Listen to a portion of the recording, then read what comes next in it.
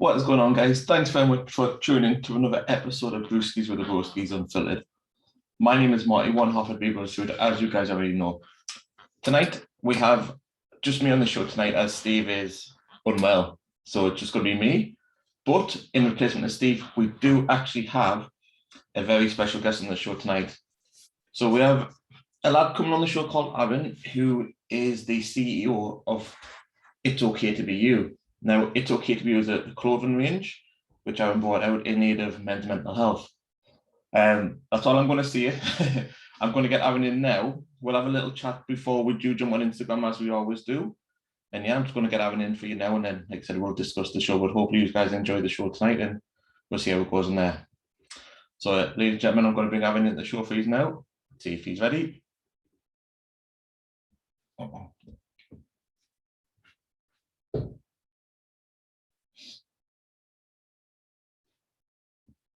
He's connecting. Does he want to come in?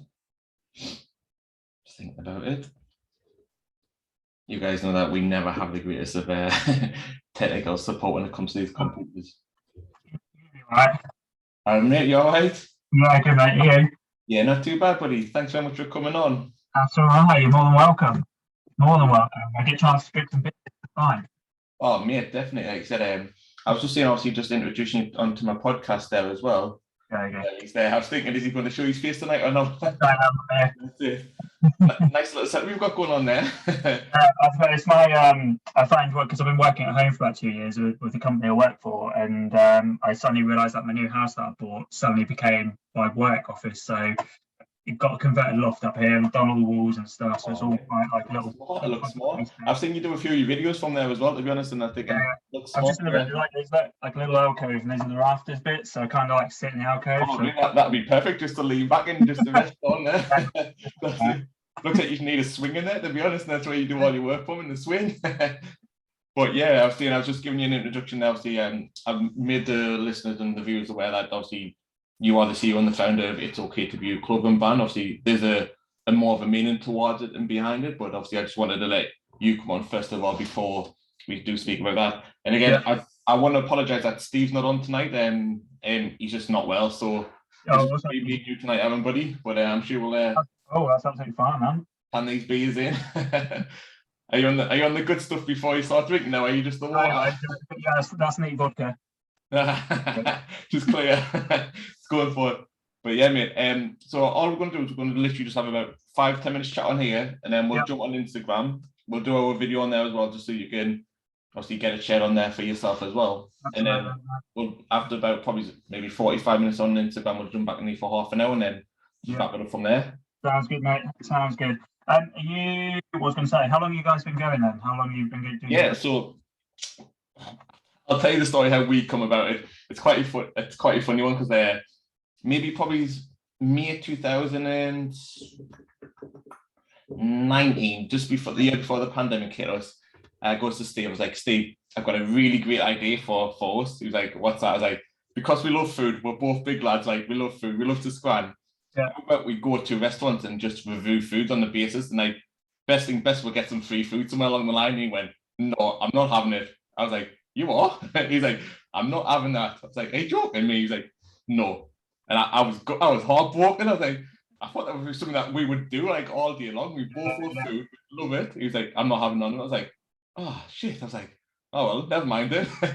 And then about 6 months later, because we worked together, we were in work one day, and he goes, Marty, I was like, Steve, man, I've got a really great idea. I was like, oh, and let's hear it. He went, we should go out and review food on a podcast and a YouTube. I was like, are you fucking joking me? I said this 6 months ago. And he was like, did you? I was like, oh, I wonder where I got the idea from there then. That's brilliant. Yeah, so we set it up. We set everything up. So we set Instagram up, set YouTube up in 2019 December, because he went to America in Vegas. And we took a few photos then, but we didn't actually start going maybe till January, February time. And then, like I said, the pandemic hit us. So we were like, what are we supposed to do now then? We've got nothing here. We can't go anywhere. So how do we try and grow a brand now when we can't go anywhere?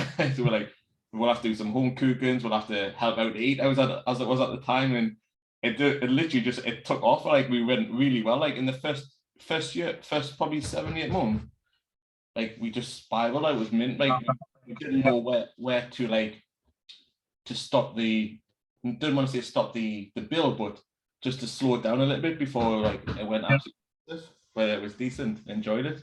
Oh, fantastic! That's like your food on your website gives me a rash just because I know. I came down with this. Well, I didn't come down with it. I've always had it, but I found out I had celiac disease probably 6 years ago. So I've had good food.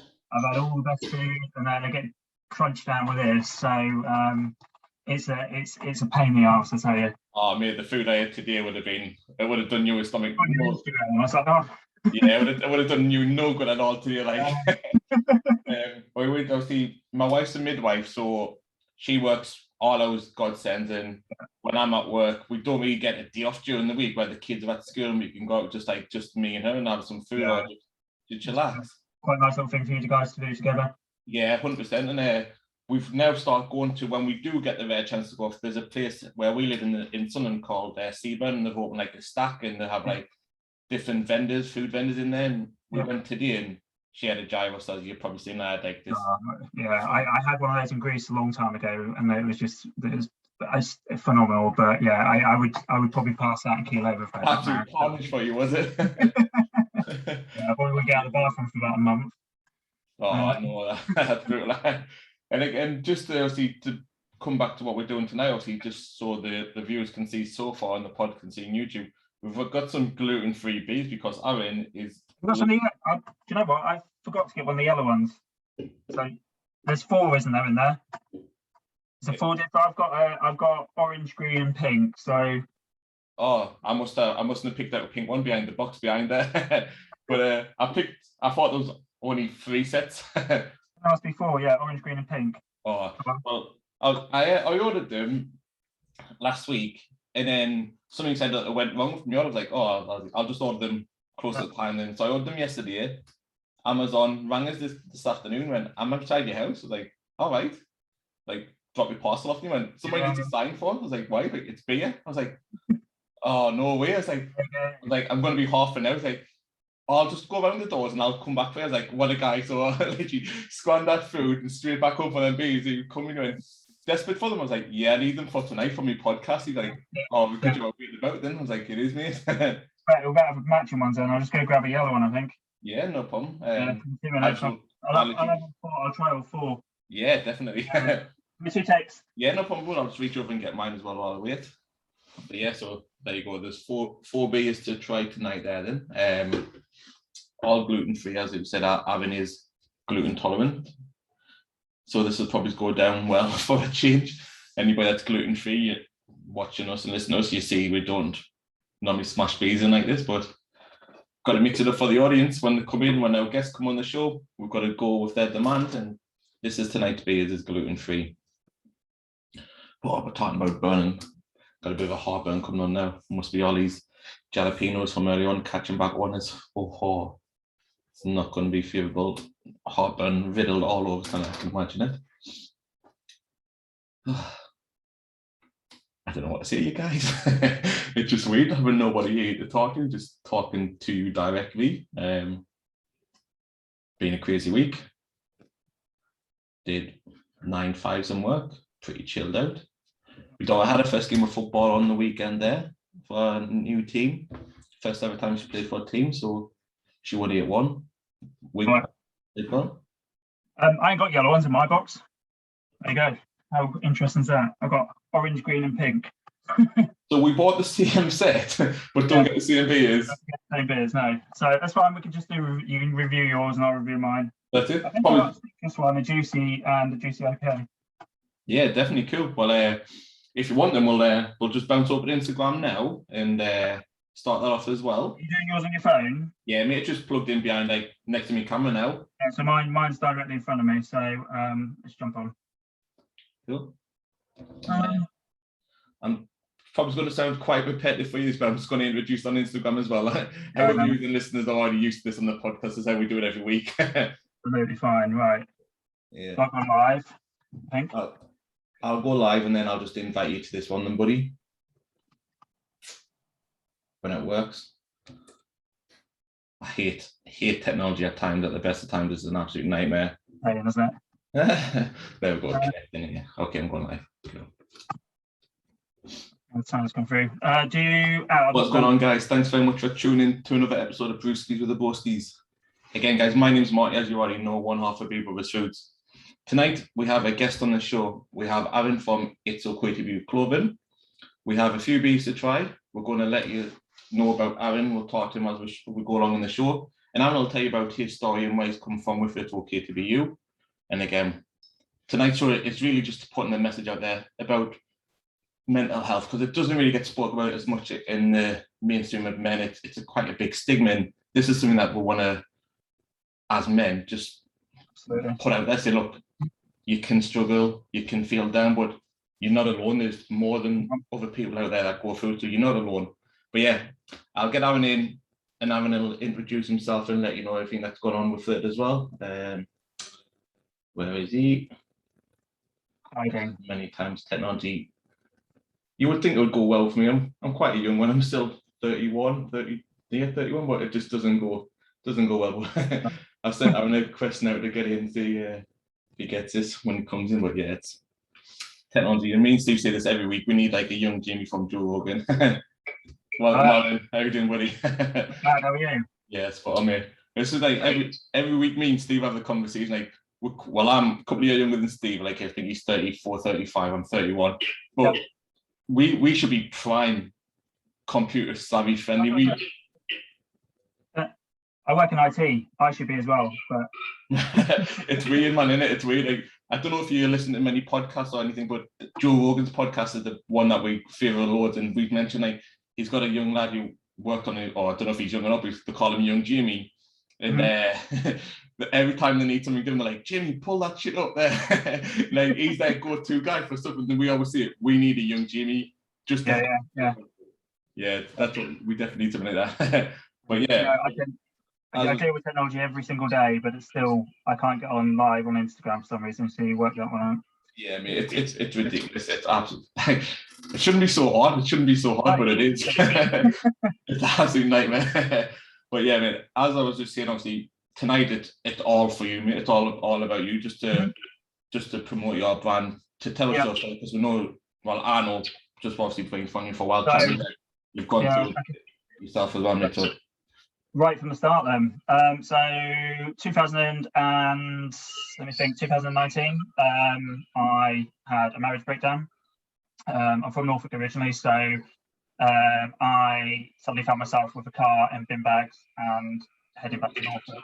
So that was a big shock for me, because my life was settled in Oxford. I had a good job, marriage, car, everything you kind of want, and everything just kind of imploded in front of me. So I came back to Norfolk, and it was a downhill struggle from that moment on, really. So lots of various things happened over the course of a year.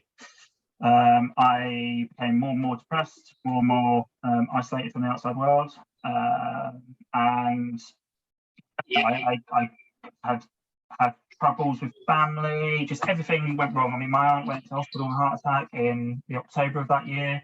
I had to buy a new house, sell a house, and that's stressful as it is. I didn't know what was going to happen with my job, this, that, and the other. So I find myself in February the following year, 2020, sitting on the beach, looking out to sea, and the only thought in my head was, I can't do this anymore. And that was the point I just kind of decided to take my own life. And I am very open about talking about it, because I think it's really, really important that especially guys do it. Definitely. But that moment, just as I was about to do it, my son called me on the telephone. All intents and purposes, I would say this is the time for me to get my act together. And I just never, ever felt stupidity like I did. I'm not saying that people are stupid doing this. People do it for a few reasons, but I just thought in my head that I had nobody. I'd lost my marriage that I put everything into. I'd lost everything I'd worked for pretty much, apart from my job. And yeah, I just found myself at rock bottom. And they say that people, when you have depression, you hit the floor and bounce. And I didn't. I went for about 6 concrete floors until I kind of came to a stop. So yeah, that's rough. Yeah. Crazy to think that. Go on, sorry. I was going to say, it's just crazy to think that one person can go through all that themselves and like to not feel like they've got anybody like a way out to feel that load thing like that. This is my only option now is suicide. And they said it's not like you wanted to do it or you just felt like there was nothing else going, or not even like it's tough. It really is. Well, one of the thoughts that I had two thoughts actually. I think I've said in my video that I've got on my Instagram about my story, but I had two thoughts. One was, am I doing the right thing? Secondly, was relief that I decided to take my life because it stopped the pain. You know, the pain from the uncertainty and the unknowing and losing people. And I just couldn't hold anything together. How much I tried, the more that went wrong. And I just thought, actually, one of the main thoughts on the beach to me was, like, if everything was to end now, who would be bothered? Like, who would be there to pick pieces up to help me? I mean, I try to talk to people about depression, and the thing you get from people is cheer up, or you know, put a smile on your face. You've got everything you want, you know. Get a grip. Yeah, get a grip. Yeah, all that type of stuff, and it's really counteractive because you just feel like you can't talk. Then you can't talk to people, and yeah, I just thought the more people I talked to, the more people I went to confide in, the more I got that response. And I thought, actually, I'm on my own, and that's my mindset. I was on my own, and that's what I set to do. So it's awful, like you said, like you feel like that because, like you said, you've tried to speak to people and you just keep getting that knockback of somebody saying, chill, you've got everything you don't need. Why should you be depressed, suicidal, whatever? Like mental health and suicidal thoughts touch home really big with me. We've said many times, we've had a few people on to talk about mental health in the past. We've did work with other like mental health people at different brands and stuff like that. But I've said many times that it touched home really well, like with me, because my youngest brother, I've got two brothers and a sister, and my youngest brother, so like the youngest of our siblings, he tried to take his life a few times, and you to look at him on a day-to-day basis, he's so happy, he's so out there, he's such like I'm not a care in the world, like he's an excellent person, and just to think what he struggles with on a daily basis, like inside of his own head as well, must be. And it was like one of the nights I did a voluntary day with work, me and Steve, and then we met my brother in our town centre for a couple of beers after we did this voluntary day, which was the easiest work I've ever done in my life. We painted a youth centre, which was class. Got paid like the full day from work doing it. We were there for maybe 4 or 5 hours just painting, and then like right, he's cool. So we were in town from like 3 o'clock. We should have still been in work till 8 o'clock or something. So we were in town, had a few beers, and then at the end of the night, we just obviously went away. I was like, Mick, I'll see you later, Steve. I'm gone. I'm done. I was spewing. I was done for. I'm not a good drinker. I'm really poor at drinking. And then the next day, like, my mum rang us and she's like, "Oh, just to let you know," I was like, "What's happened?" Like, instantly, like you think the worst when my mum rings, like just randomly. But I can go a few days without speaking to my mum, and then my messages say, "Are we okay?" I'm like, "Yeah, we're fine." Like you work, I work, and it's what it is. But she rang us and she's like, "Just to let you know that that Mick tried to kill himself last night." I was like, oh, "Fucking me, man!" It's like I'd seen him like when he was like, "Oh, probably about half an hour after you left him." I was like, "No way." She was like, "Yeah." I was like, "Why?" He was like, he was on top of the bridge. Like the police had to like close the bridge off and everything. I was like, "It's ridiculous," and it's just mental. Like to think to go from when I was with him, so happy, so feeling out having a good laugh and carry on, and then to like at the end of the night, half an hour later, thinking actually now I've gone and now I'm by myself again. It's rough. It really is. It really is. It really is. How did you feel when you heard the news then? Heartbroken, because I thought, why have you not tried to speak to us in the past? Like I'm so close to him. Like out of my 3 siblings, like he's my closest one, and I don't feel awful in saying that. I get along really well with both my other brothers and sisters, but like he's the youngest, so I'm the next one up to him. So we've always like there's only 2 years between us, so we've bounced through full school, everything we've done together.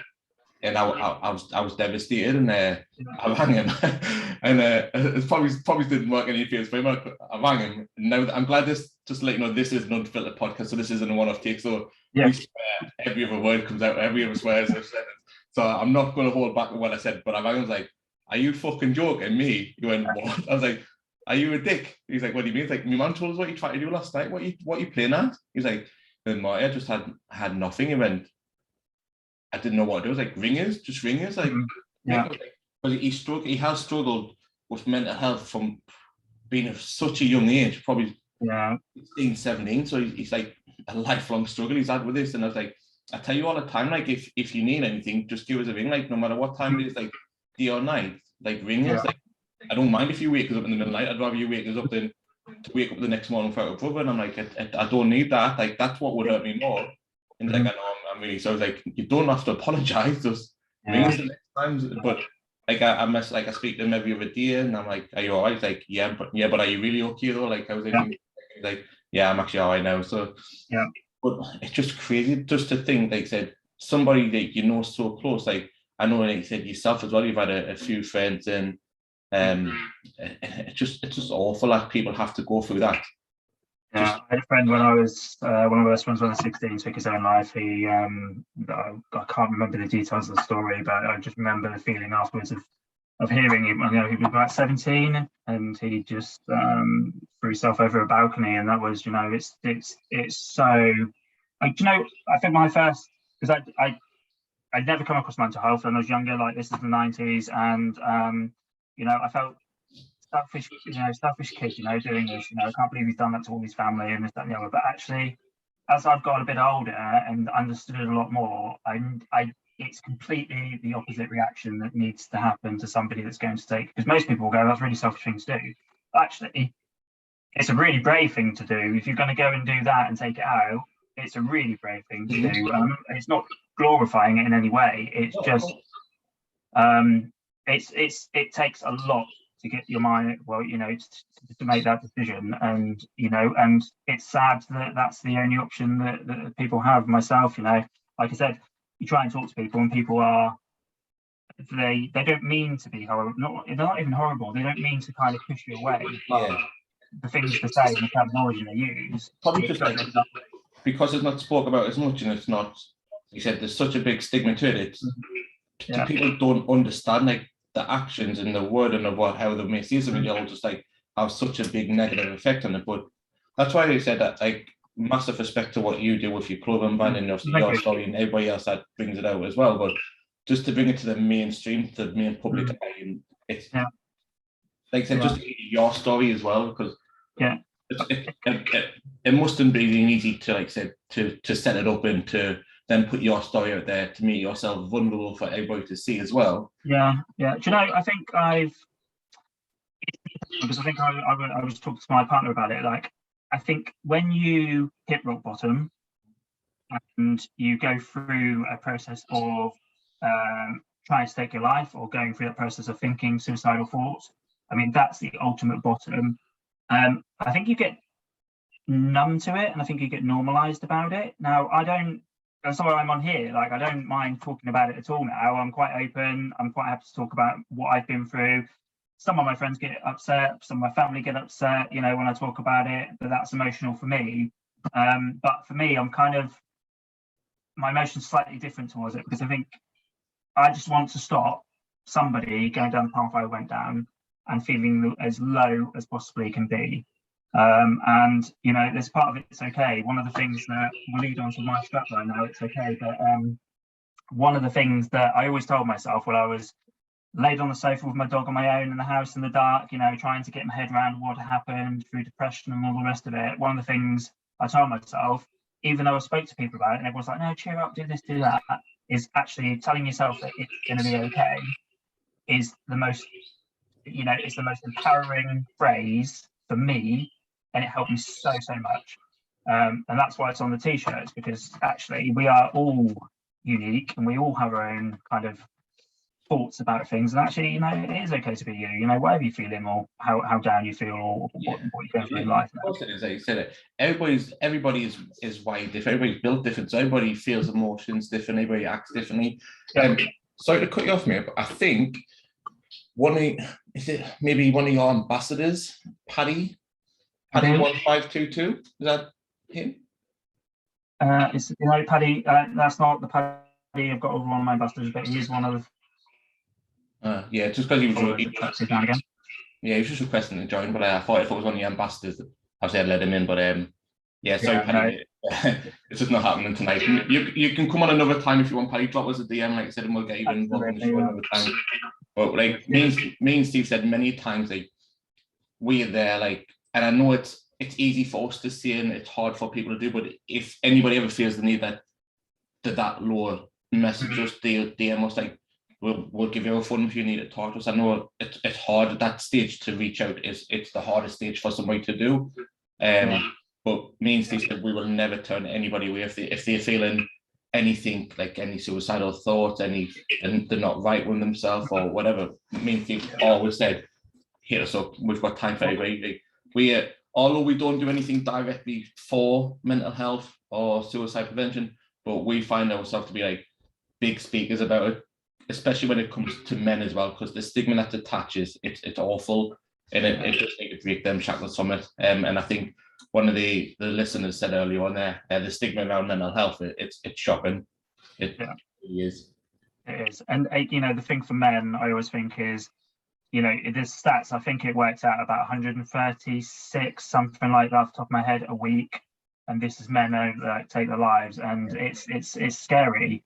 But men, society, I mean, men have to be hunter-gatherers, they have to be, they have to be grounded, they have to hunt, they have to bring food in, they have to be strong, and actually that's just bollocks, excuse my French.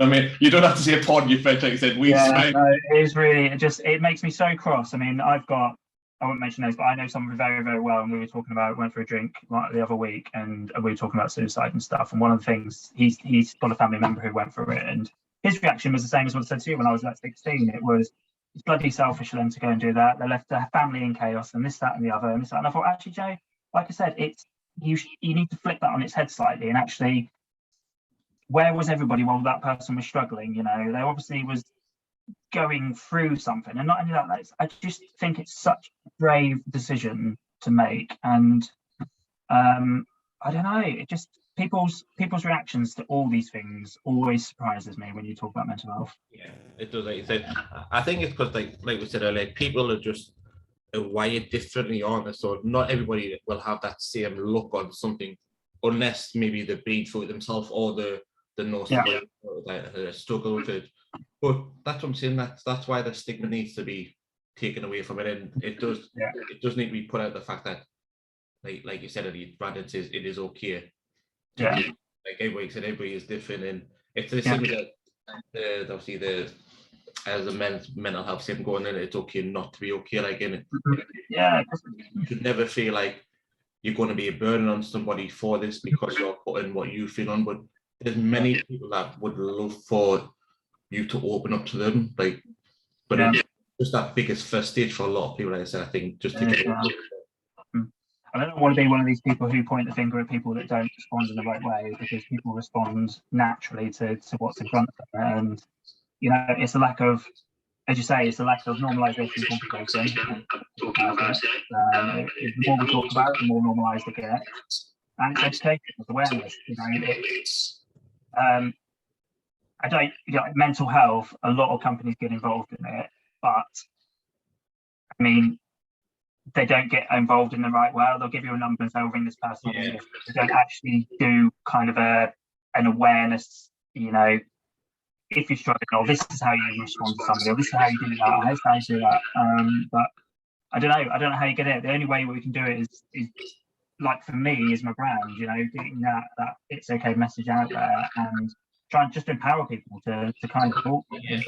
I think it's like, obviously, one of the viewers now, obviously, free your mind, saying like, it's a massive sign of courage for a man to show, because in the stigma that's attached to it, it's, if you're not feeling all right, if you're a man, like, you're just a weak little bitch for feeling this way or whatever. And it's like, no, that's not the case. Like me personally, and that's going to probably sound quite opposite of what I was speaking about, but I'm one of those that do bottle everything up. Like, I don't share my feelings with anybody, but if somebody shared their feelings with me, I'd be all over, like, listen, I've taught them, and it probably that way, that probably then would help me as well. But my wife, my kids, there can be days like I'll feel a bit down, like, and I don't really, like, I'll do work, and then if I'm finished work, and I'll do obviously stuff about branding, and I just feel like I just can't be arsed. But then again, like it's just weird, isn't it? How people get on with that then and go around as well. But I'm very much the same. I mean, I bottled up, and that's the problem where I got to, because I did bottle up, and when I did try and open up and get the courage to open up to people, that's when I got the, what you got to be worried about. You've got everything you've ever wanted. Write a list. And I thought, actually, no, I haven't, because my brain is telling me I haven't got everything I wanted, because there's something missing there. And I don't know. I've always struggled with mental health since I was a young age, but anxiety definitely from my childhood. I mean, I had a bit of a rocky childhood, but anxiety really, really did turn into depression. So, but if anybody's on here and they're struggling, then I think the takeaway from it is just to open up. And 100%. And you can see, like I said, some of the viewers there obviously they feel like it's a great way to put out there, to mention it, to bring their own stories into it as well. Obviously, to make yourself vulnerable, to tell somebody that as well. Like, oh yeah, like I had to try to take my own life because of X, Y, and Z. But I'm here now. Obviously, I hope, fingers crossed. Obviously, you're happy in your body and soul now as well. And obviously, you've got your peers and friends around, your family, obviously, who make you feel like you are worthy and life is worth more than. It's taken you a good 2020. It's taken me a good year and a half to get to where I am. I mean, I think I brought my circles in very small, so I had very, very small amount of people around me, very supportive. My trust circle and my friend circle is it's ridiculous. Like, this is going to set me. I'm going to drop the bomb, but it's going to make me sound like a right cunt here, right? But when we're in work, like my close friend Steve, we have the brand with like somebody new starts or somebody comes in our team, we'll all say hello to them or him or her, or whatever, and at the end of the like, I didn't really like that person, Steve. He's like, why? It's like, I just don't like them. And why? It's like, I just get this feeling that they're going to be an arsehole for some reason. And at that point then, I'll never give them the time of day, which is awful. I know it sounds awful, but I'm always right on that instinct. So that's a good gut instinct. Exactly the same. As I said, like small circles have been the key for my recovery. People I could confide in, talk to when I'm down, that kind of stuff. And again, therapy, like you're just seeking out a good counsellor has been incredible, really. So I had to get good counselling, good sessions, and I've managed to kind of pull something out of it. And this is why the brand started. It's focus, and that's again another key is having focus. Yeah, it definitely is. What we got from the viewers, let's have a look. Yeah, so I was just reading some of the comments there. So yeah, it's pretty much what we're speaking about. Like it's naive, like I said, for people to think, oh yeah, like you need to cheer up, or what do you have to think as a suicide about? Like you've got the full world to one person's perspective. But like you said, when you just don't feel right in yourself, nobody else is going to see it through your eyes, through your mind. No. And for somebody to open up, like I said, it's massively, and that's why we've always said we'll listen to anybody, we'll talk to anybody. Like if you don't want us to say anything back to us, if you just want to just put it out there, like that's fine. Like just to get it out there. If that makes you feel better, then that's great, 100%. Like we are all over that. But I think I've done a lot of talking so far. I don't know about you, but I feel like I need a drink. Let's do it. What are we going for? So you've got green, orange, and pink. Was it? And I've got green, orange, and yellow. So how about we do the mix match of the colours? So you do the pink. So the orange. Got the orange. Well, what's your one? Mine's a citrus IPA. Yeah, I've got the citrus IPA, the orange one. You got the orange one, have you? Yeah, I've got the orange one. I've got the orange, green, and yellow. I've got a pink then. So let's go with the pink then. Yeah, we'll smash in the pink and the yellow one, and then. I've got This IPA. I've got. Yeah, this one's Manchester's bitter. First chop, 4.4%, 330. I've not had bitter in ages. Nice. I don't really agree with bitter, but the pink quite smart, to be honest. Though, like it stands out really well. It picks up really good. Again, this one's just quite a dull colour, but Yeah, it'll do. It'll do. Can my virtual cheers, won't we? That's it. on the can wise for this, I would probably give it a 7 because it's generic sticking can. It's basic. It's not much going on about it. Yeah, I think 7's all right. Compared to the orange and the green one and that pink one, I think the pink one probably looks the better of all 4 of them. Yeah. We'll definitely give this a drink. So yeah, let's have a little go. Are you doing your tanner from the can or from a glass? I'm just uncouth, so I'll have it out the can. Oh well, I'll drink it from the can as well. I was going to pour it in the glass, but I'll just drink it from the can too. Well, yeah. All right, go for it. Cheers, mate. Thanks, having us on.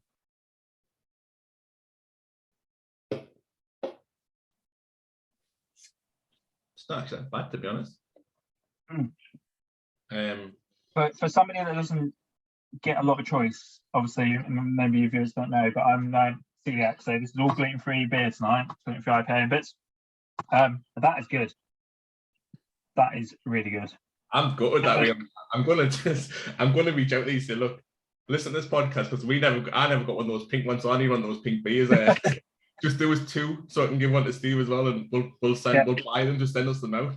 I'll send you them. I've got a whole fridge full of them. I'm good with that. We're there. 1 second. Let's just reach this box behind. Have a look. Like I said, I got a box full of them this morning. Oh no, I haven't. I got. All right. Send 2 different boxes. Just no, I know they all come in the one box. Orange, yellow, and green. So 4 balls of them. Damn, I feel robbed off them now that I've got that pink one. Absolutely done as big style. That's good. I also received your top this morning, and I was going to wear it. Oh, did you? You got a t-shirt? Yeah, I got this one. Appreciate it. Thank you. I was going to rep it tonight, but with Steve not coming, I thought I've got to rep. Somebody's got to rep it. Yeah, somebody's got to rep it again. I thought I can't. That's really small, that one. Obviously, when I was looking for it, I wanted one of the original ones, and I think that was standing out. I like the pink ring of the full thing. I think it just sets off so much more. So I was like, I'm going to get that one. We've got some more. Yeah, we're next month. What we're doing next month? There's big things. So we've teamed up with. So we've teamed up with Kitchen Raven, Mr. Haven, a DJ group. Got good kids in November. So we're doing some bits with them. And then we have hooked up with a esports team as well who game globally. I've seen that, I seen that. That looks really good. That like me and Steve are big gamers. Like after we finish on Friday nights, after we finish Friday night's podcast, like normally at that point 7, 8, 9 drinks deep of 6, 7, 8, 9% stuff. So then we're like, whoa, and then we finish our Friday night off. Like we jump online and we play online to what maybe I don't know 1, 1:30, 2 in the morning or something like that, and then going into work on some Saturday mornings, we're like, oh my god, what are we doing here? Like I'll write up all the reviews, so I'll upload everything obviously Saturday or Sunday, and then I'm thinking when it gets to Sunday and if I haven't done on Saturday, I'm thinking, what did we speak about? Like I'm not going to listen to the full podcast, but like I have to think what topics of conversation did we have so I can put something in here, otherwise it's like Brewskis and Broskis have this episode and listen to it. But we need someone next year taking notes. That's it. That's why we need that young Jamie to write all this stuff down. Like we said many. That's it. Steve should be listening to me, and then he can write the notes down. We say like every week, or majority of weeks, how we get into work, or not get into work because we work more majority of the time, but how we actually finish our Saturday off in the shift, or what state we must look in the Saturday morning. It's awful. We've always said we should get an after record on a Saturday just so we can see us hanging in work, like lying on the couch with the laptop or something, just letting people chat their lungs off, like we don't need it. I'm not one of the sessions for a long time going into the early morning. Oh man, it's the best thing ever. Don't want to. Oh, I was just reading a question. We got a question? Yeah, the question was, I'm assuming for this is for you because I haven't been to that stage, thankfully. But for you, the question is, what was the biggest thing to help you guys at your lowest? So for you, let me have a crack at this first of all, because I could probably think, like I said, when you were sitting on that beach thing and I've got nothing more, and like I said, for you, the sign was your son ringing you. That had to be it. Yeah. That's what I would have thought it would be. Yeah, I have to do that. I two things. So one pushed me one way, one pushed me on the first sign was I stood on the beach. I driven from my aunt's house, made a decision, that's what I was doing. Do you know Norfolk? I don't know if anyone knows Norfolk very well, but there's a beautiful beach called Haysborough, and they call it Happysborough, how it's pronounced, but being in Norfolk, we have to spell things differently. I got to this beach and it was chucking it down the rain. I'm sitting there with my headphones on, and like the sea fog's there. It was really atmospheric. And Lincoln Park. I want to say Last Light, but it's not Last Light. It's I think what the song's called now. It's what he sung for his he sung it for a friend who committed suicide. One Final Light or something like that. Yeah. And one last light. But anyway, I saw this picture and a song played, and One More Light. One More Light it is. I just got shouted. And I sat there listening to. I sat there listening to. Say again. Mrs. watching, your partner watching. Downstairs. That loft open. Yeah, listening. She's writing notes for you, don't I? Ask her to follow those notes for tomorrow because I'm going to need them. So yeah, One Last Light played, and I just want to know if actually is anyone going to be bothered if my light goes out? You know, is this going to be? So I listened to it. Now I listened to it again. I thought, right, no, my decision's made. I've made a decision. This is what I'm doing. And yeah, went to do it. I was going to just swim until I couldn't swim anymore. Wouldn't get anything for anyone to pick up. You know, it will just swim and swim and swim, and I'll just go under, and that would be it. And that's what my plan was. Yeah, so far.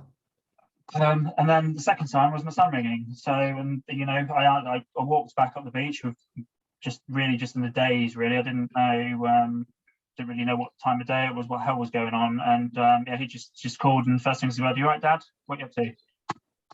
That was the moment where I was just like, "What the hell am I doing? You know, what am I doing? I've got my son relies on me. You know, I'm his parent, and for me, it's just like he didn't come into it because I kept him so separate from it." But yeah, no, him calling was an absolute bloody saviour of mine, really. What did you say to him then when he asked that question? What was your response? I was just walking on the beach.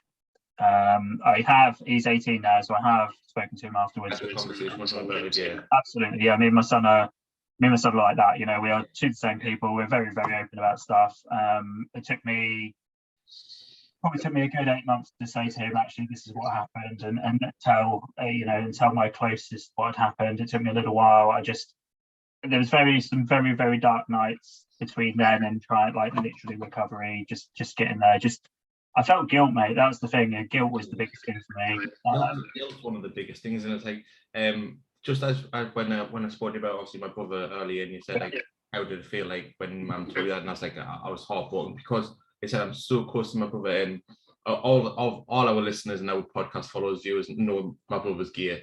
And everybody knew for like 7 months before he told me. So my wife knew. Yeah, my mum knew, my dad knew, my sisters knew, everybody knew, bar me. And like, this is God honest truth. I was in work one day, and I got a message off my brother, and he said, "Marty, I've got something to tell you." I was like, "All right." Then he went, "I'm gay." And he went, "And I'll understand if you never want to speak to me again." And then literally, their words, and my exact reply was, "Tell us something I didn't know, you little batty boy." Literally, that was it. And yeah, and I rang him. I was on sort of working away, but then I got me lunch, and I rang him on my lunch, and I was like, "So since when? Then when? How? What?" Like, obviously all the questions I asked. I went, "Oh," I was like, "Who knows when?" Everybody. I went, "Everybody." He went, "Yeah." I was like, "I mean, everybody went, yeah." My wife, everybody went, "Yeah." It's like, "No way." He was like, "Yeah." I was like, "Since when?" He's like, "Oh, I don't know. I think it was like he come out on holiday. We were on holiday with Mum and Dad, and it was like in June. And this was like, I don't know, February time or something like that." And I was like, so everybody's known all this time. He was like, yeah. It's like, why not tell me when you're the one I didn't want to disappoint the most? And I was like, oh my God, like, you little gay boy. But we have the best like relationship, me and my brother. Like, we might not speak to each other for a few days, or we might not like, we don't see each other for a good month or two because he runs pubs and I work in.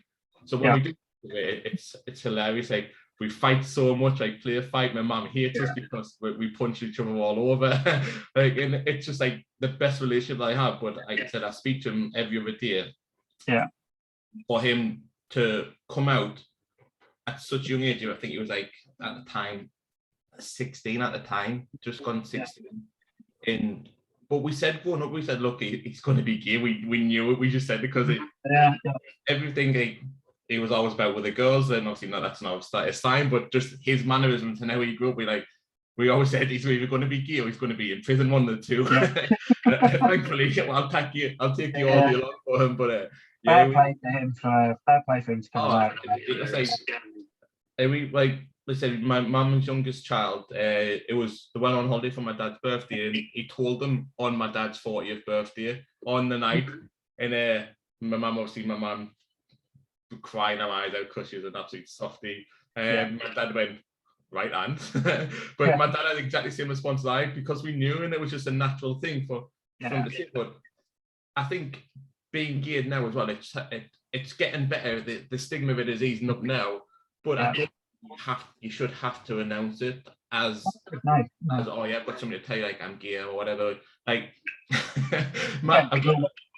normalization, isn't it? Yeah, it's normalized everything. Like, I've got two daughters. Like, my eldest daughter's come up 13 in November, and she I can't get my word. She says she's gay now. Like, she says she doesn't have any attraction to men or women. Like, I don't know what to call it now because there's so many different words for it.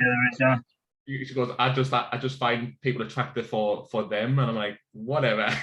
But like, she never had to like pronounce like this full thing or like, I'm gay. Like, I would never expect her to have this conversation. It would be like if my son brought a girlfriend home from, I don't know, I've been out of town or whatever. Oh yeah, this is my girl. Just that's how I would want if any of my children did come out gay. I'm not saying she's not gay because she knows her mind, but if she never had this conversation with her dad for a while now, but if my youngest daughter brought in a girl from, I don't know, and said, oh yeah, this is my girlfriend, that's how I think it's the best way forward. But we speak so open about it. Like, from being little, my mum and dad have openly spoke about relationship feelings, like sex. To hear about sex from your mum and dad so openly, it cringes many people. It cringes my brothers, my sister, it cringes my wife. And my dad's a big fan. He's probably like 23, 24 stone or something like that. And, we'd go to my mum's every Sunday after I played football and have dinner there. And my dad's like, oh yeah, your mum got a bit of the big fella this morning. He's standing and giving it all this. And it's so funny to see and listen. But it's just normal. Like, that's how I always want my kids to feel like it's a normal conversation. Yeah, it might be a bit weird for other people to listen to, but that's fine. That's not us. Like, no, absolutely. I'm the same. I've been brought up exactly the same. I've brought my son up the same. He's open to everything. He's lead guitarist in the band.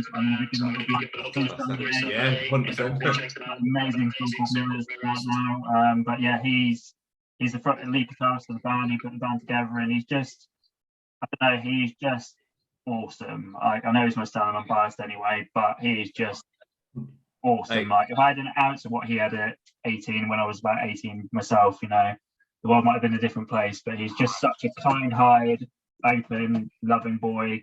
I mean, I always kind of wanted my son to be gay, but he just never. He brought a girlfriend home, and I was like, okay. I think my son now, like, he goes on so much like my brother when he was younger, and we're like, yeah, he's going to be gay, or he's going to be gay all day long here. Like, and that's fine if he is. If he's not, he's not. Like, there's no force on to choose sides as it is. But it is what it is. But it's so funny, man. Like, my kids, like I said, as a parent, you're always by saying, yeah, they're the best kids in the world. They're amazing, and like they're fantastic. Kids change your life so much. Like me and my wife now, we're both 31, but we've been together since we're like 15-year-old, so since school. we've got 3 kids. That's right. When we tell people, like when I work on the phone, they all say, "Oh yeah, do you have kids?" I'm like, "Yeah, I've got 3." I'm like, "Oh yeah, cool." And how do you meet? I was like, "Well, I've known my wife effectively since I was like 2-year-old. We went to the same preschool and everything. So like, 2-year-old, I've known my wife since. We've got the photos from when we're in preschool, photos taken next to each other in the same class, sitting next to each other. It's ridiculous to tell people. And then like, oh yeah, so we had our first dog when we were 18. And when you're that young, you don't think about these things. It is what it is. Like you do what you do and take consequences afterwards. But then we that's an amazing story. It's class. Like I love it, and I'm so proud of my wife. Like she's a midwife, I said earlier, but the struggle she went through to get it. So I always say like I'm so lucky to have my wife because 5 years ago now, 5 years this year, she was involved in a mega car crash. She was I just started the work I'm at now, so 2 weeks into the job, and she just started uni. So we live in Sunderland, and she was studying at Teesside University, which is 45-50 minute drive each way. And it was like 7:30 in the morning, and she was going to work, and I just set off to take the kids to breakfast club because I had to go to work for 8 o'clock. Sorry, but I was just reading the message. So I got a phone call off this random phone number in the morning. I was like 20 to 8. I was like, who is this mobile number? So I had my son in the buggy, the 2 girls walking alongside us. I don't drive. I'm like the man of leisure. I get taken away everywhere I need to go. So I put on loudspeaker, and this woman, like I could never ever remember her name. So I call her Sarah. She's not called Sarah, but I call her Sarah for the purpose. For the conversation, I call her Sarah. So Sarah goes, is this Martin? I was like, yeah. She was like, oh, just to let you know, your wife's been in a car accident. And I was like, oh my God, my heart like hit me arse. I was like, and the girls heard it, and they were like, Mom's been in a car crash. I was like, oh, why is it on loudspeaker, man? And instantly I thought, and I was like, is she okay? She went, she's just on my way to the hospital now. I was like, yeah, but is she all right? She went, are you going to meet at the hospital? And I went, fucking hell, I've asked you 3 times. And like, this is like literally feelings out the window, 0 to 100, no time. And she went, oh yeah, she's fine. She's just on her way to the hospital now. I was like, okay. So I took the kids to school. I rang my mum and dad. I was like, look, you need to take this hospital. Christine's been in a car crash. Rang her mum and dad, like horrible phone call to make that as well. Waking them up at quarter 8 in the morning.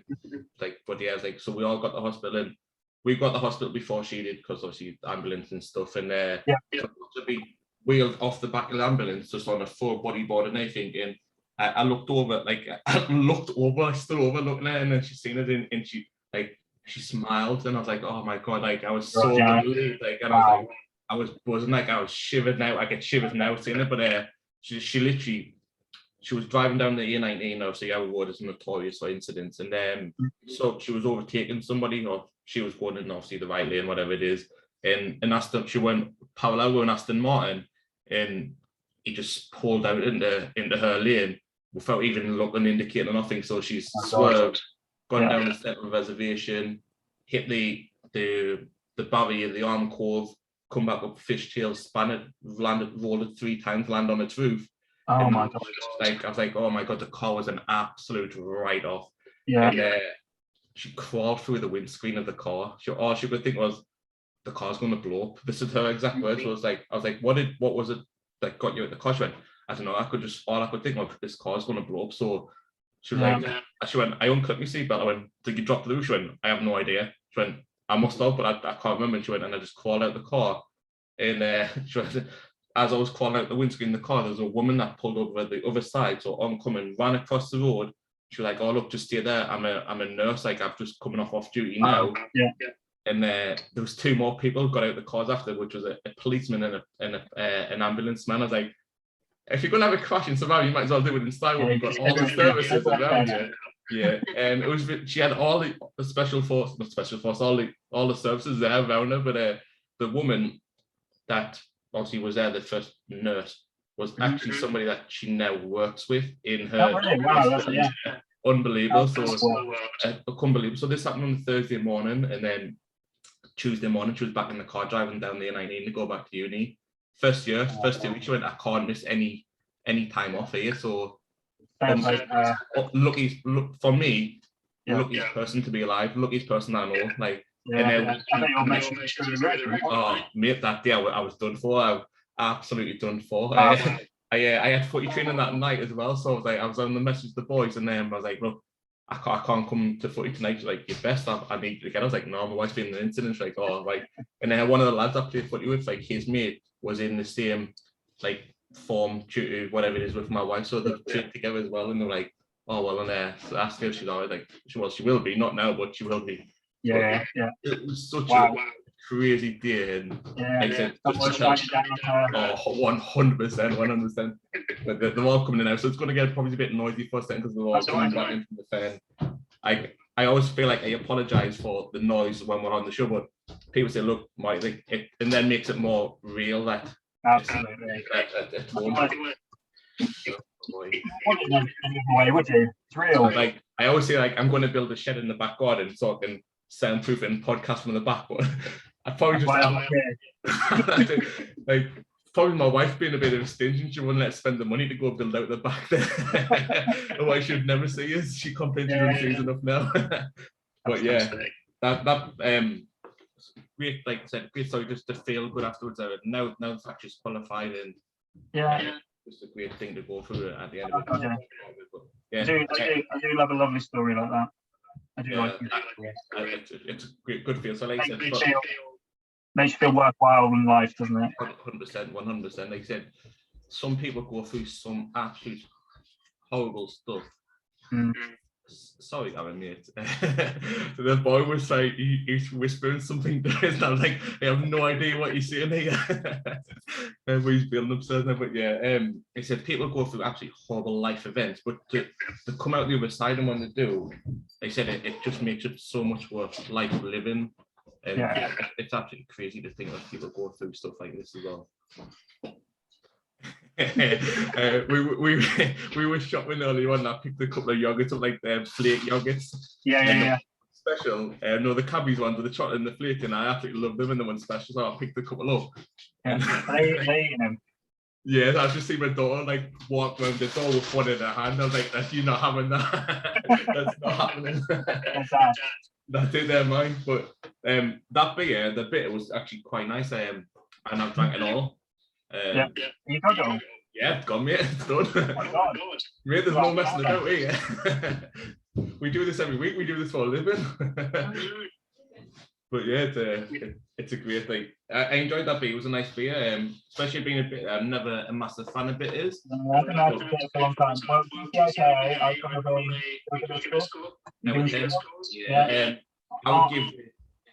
I'd go probably 7.5. It was all right. I don't know if I would buy it out of the bundle or by itself, but I would drink it again, 100%. I'll give mine an 8.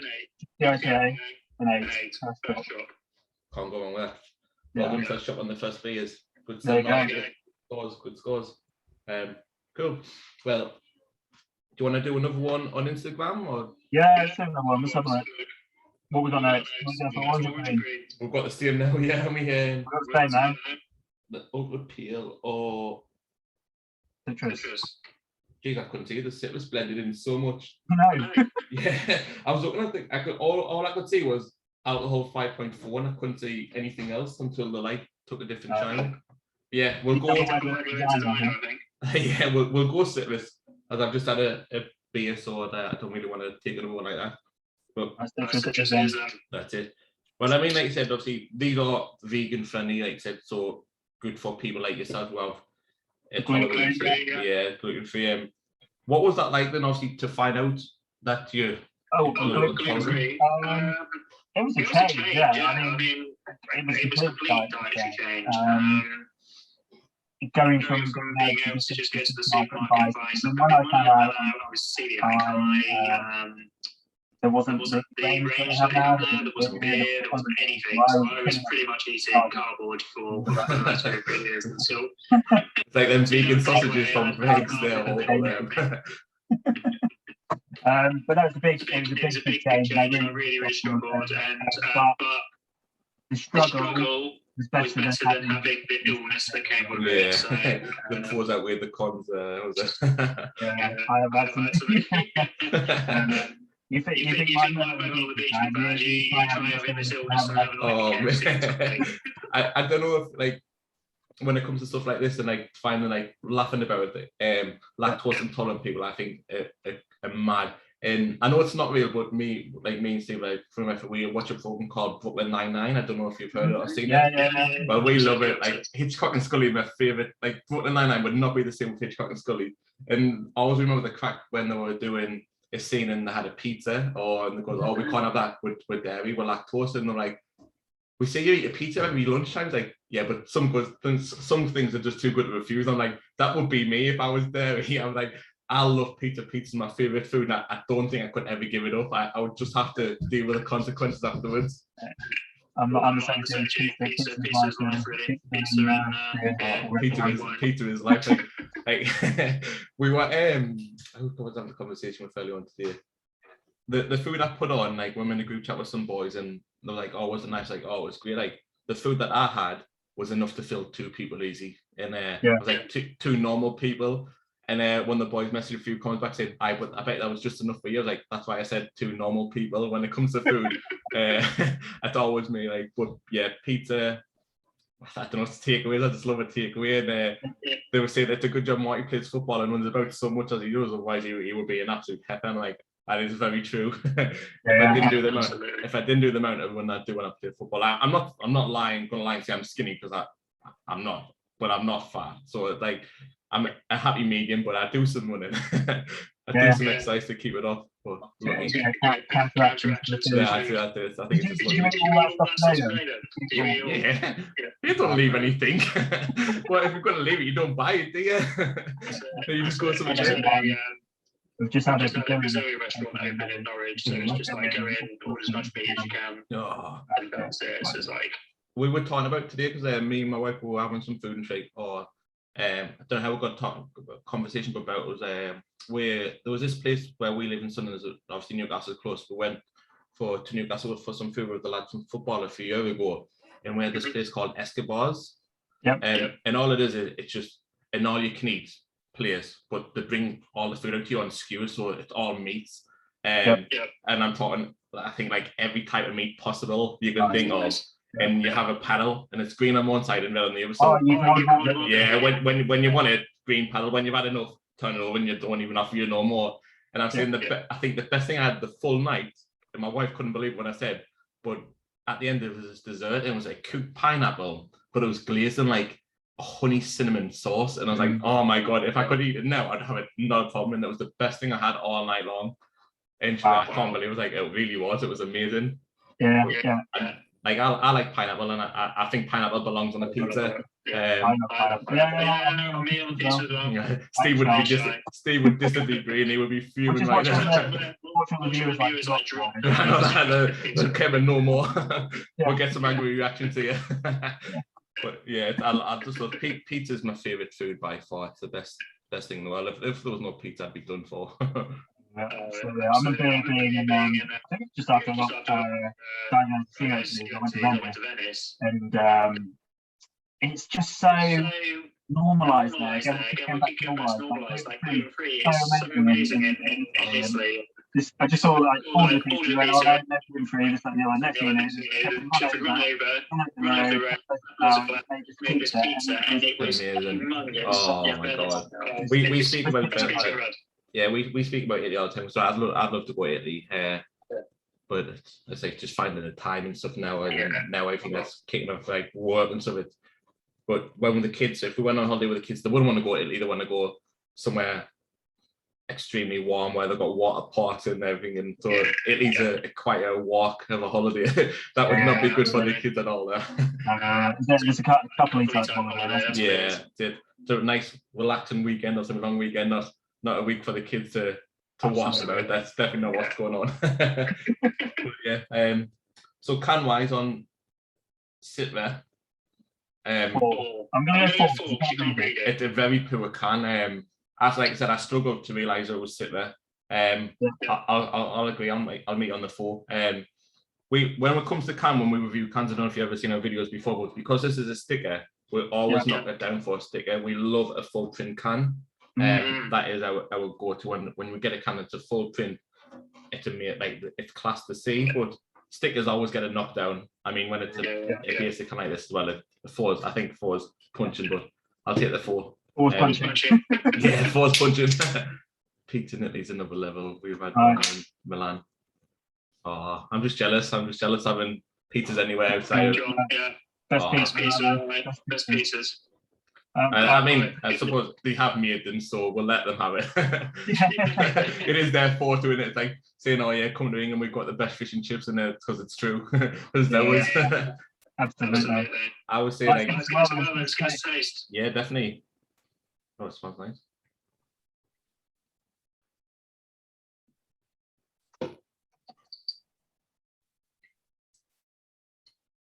I'm not gonna lie, it tastes exactly the same as the bitter one. I'm struggling to pick up any citrus in that at all. No, I have to say the juicy one. This just feels like a watered down version of the one I just had. Yeah, I believe it or not, this one here now, the citrus, is a bigger percentage volume wise than the Manchester bitter. But the bitter one was not so much nicer, because that's hard to say for these 2 drinks, but the nicer one of the 2. Yeah, the juicy IPA is 5%, and this one's 5.4? 4, yeah. So yeah, I've been stung big style here, then, so I get not the right one. I get the weaker ones of them all, and the better one of the 2 so far. I thought I've read one of them that one of them was a lager. Yeah. No, I think I'm not a fan of this one, mate. Yeah, I'm not like. Yeah, obviously. Yeah.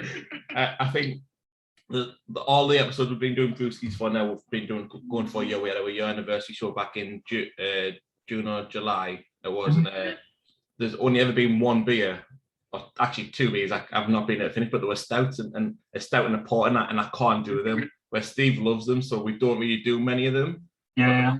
I've tried them. I was like, I'll give them a go, but they were just no good. I always remember the first episode we did Tiny Rebel. Tiny Rebel is one of our go-to drinks that they're amazing.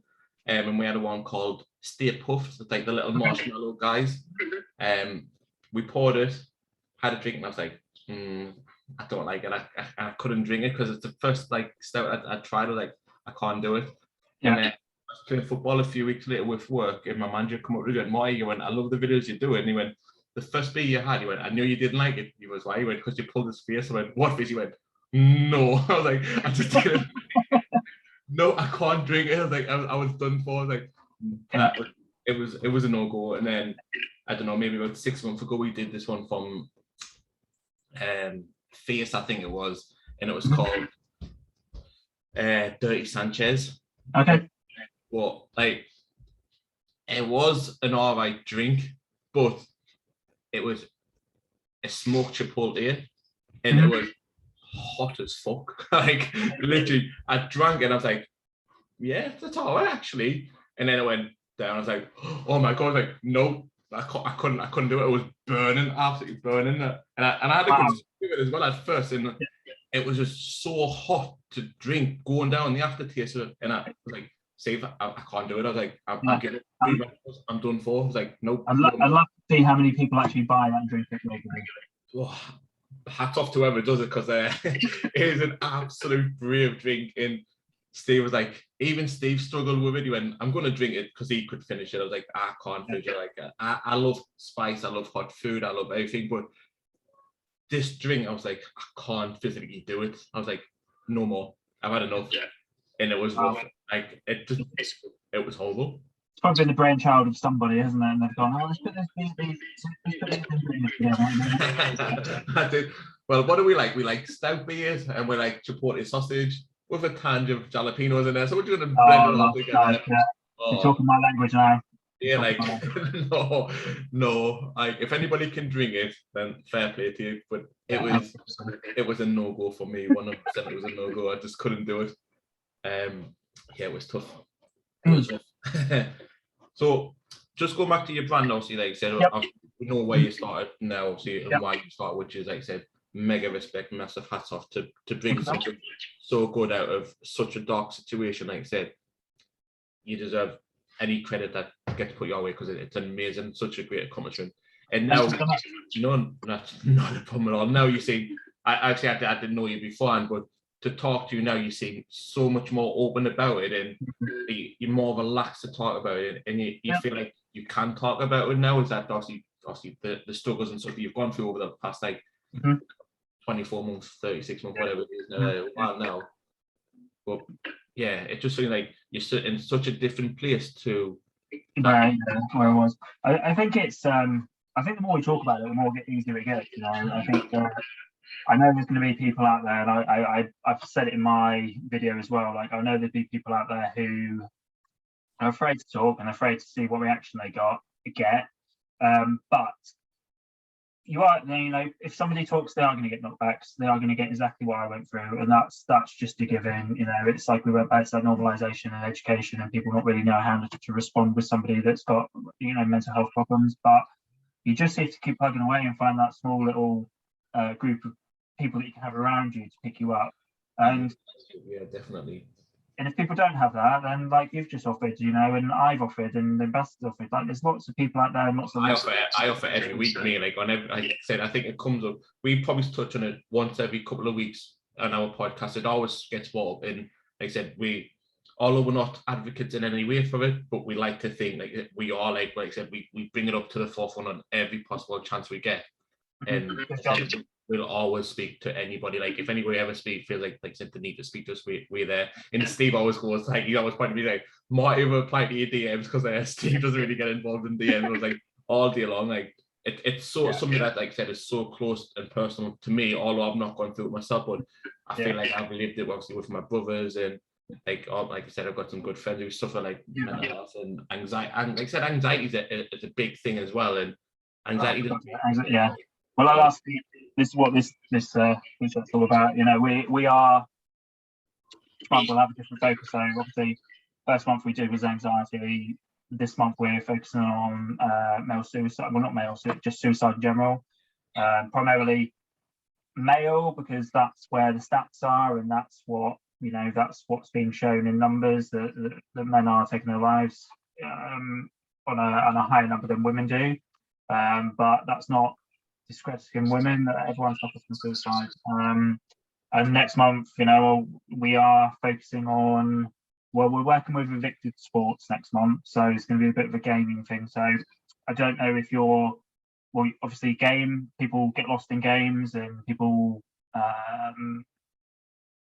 they either go two ways with games. I think they either go 100% games, that not having the socialized thing, so you get kind of mental health issues that way, or you don't game so often, but you get trapped in gaming. Has its mark and it has its good things about it, but at the same time, two different paradoxes when it comes to gaming. Absolutely. I say it with my kids, like my daughter games, like my son does, like, and like there's just so different perspectives when you look at it. Like my son, he said he's coming up 8, so nothing really affects an 8-year-old kid, like whatever. Like, but when he's playing, and you can tell the difference to when he's upset playing to when he's playing happily and freely, and it's crazy to see, just to be drawn into the world of, I said, like online bullying, online trolling and stuff like that, which is weird. It's such a bizarre thing, because nobody trolls like an adult, like yeah, whatever. But to victimize a kid, where you can clearly tell that a kid, no matter like who you are, it's weird. And my daughter, because she enjoys it, when she's had enough, she just comes off. She's like, that's done good. It's crazy, but yeah, we look out for that. We game, like I said, me and Steve, we game all the time. We love it, and our close friends are all gamers as well. So the game for me, moving back to Norfolk, was really good. So I was lots of mates next to us, so we used to do like social thing every week, where we just catch up. I couldn't see him physically, but it has its absolute positives, which is the negative side of it. Of course. Like I said, we do our podcast on the Friday, and then we'll go game on the night afterwards. And obviously Steve, where he lives, he's got next door neighbours, and he always said next door neighbour in either side of him always say to him, like the day after or the next day, said, good gaming session for you last night or the night before? And he went, because all I can hear was you with your boys chatting and chatting absolutely rubbish, screaming at the telly. But it's class. I love it. Except there's you just get lost, can't you? You just get lost in a different world. That's the thing. One of the books that really helped me through my recovery, I don't know if you've read it, is Ready Player One. Mm-hmm. It's about gaming, and it's about it's set in the future, and it's set in the future, and everybody links into this virtual reality world, and that's where everybody lives in this world. But it's got loads of not Back to the Future and the Iron Giant. It's all I've seen a movie like that before, and the movie was pretty decent. I've seen that before. Yeah, the book's a million times better than the movie. I don't really read that much. I struggle with reading. I don't. I'm not going to lie. The first full book I read from start to finish was on men's mental health suicide. So was it really? Yeah, 100%. So we have a geezer that we follow, and we've worked. Like I said, we work with him really well. And I don't really want to say his name, but his page is 9 Doors. I don't know if you've heard of it, but all I've set up for is men's suicide prevention and the stigma that's attached to it, like I said here. And we had him on the show because he lost in the space of a year 3 of his best friends to suicide. And so he set up this thing, and he's told his first book was 9 Doors. It's a trilogy of books. So his first book was 9 Doors, telling the story of how it happened or what they went through there after obviously not meeting up for such a long time, and then obviously realizing that one of the friends have took their own life, and then going from the funeral to reliving the youth to when they used to knock about the shops on the night as mates. They did this after his funeral, a few weeks after his funeral, just in honor of him. And then the second book looks deeper into. The second book was called 8 Doors. Then the deeper into the suicidal thoughts and mental issues of what people struggle with. And then his next book comes out on Halloween. But the first ever book was 9 Doors. I read from start to finish, and I was stuck. I couldn't. I finished it. It might not sound much, but I finished the book in 3 days, and I was when I go to bed. With my wife, when we go to bed, we put telly on, whatever, watch telly in bed, and just relax. And I normally just sit there till I flake out. But I was reading the book in bed, and my wife went, "What the fuck are you doing?" I was like, "I can't put this book down. I can't put it down." I was stuck with this book, and I just because I wanted to read it as well for when he came on, so I knew what had gone on. So I knew a bit about him through the book as well. And he's such a nice fella as well. He really is. He's gone through struggles himself, so that's amazing. I'll send you over his page as well, so you can see obviously about it as well. But it's great. Please do. Might be able to link up as well. Maybe I'll be able to kind of link up. I don't know. These things are, again, it's like an educational thing. You read it and you kind of get an understanding of how it happens and what's going on around. But that's good. I'll check the book out. I'll have a look. Great book. Like I said, the trilogy, the first and second book's out, and the trilogy comes out on, like I said, Halloween. I know that's because when I went, I can't wait for the next one. He went, you've got a bit of time because the next one doesn't come out on Halloween now, and I think this was in March or something. It's I've got a lot of time to read this the book here. Fair play. Yeah, now, since just a comment coming, just depression and anxiety just fuel each other. It's such hard cycle to break. It is true. It really is true. Depression and anxiety it's a perfect storm, I think when you're in that dark place, and they said they're just hand in hand. It's like a shackle, and it's like a pair of handcuffs, which you want to break so much, and you want to be released from, but you fight them inner demons in yourself, and they're always there, around. You think, I might be good, but then something big. I think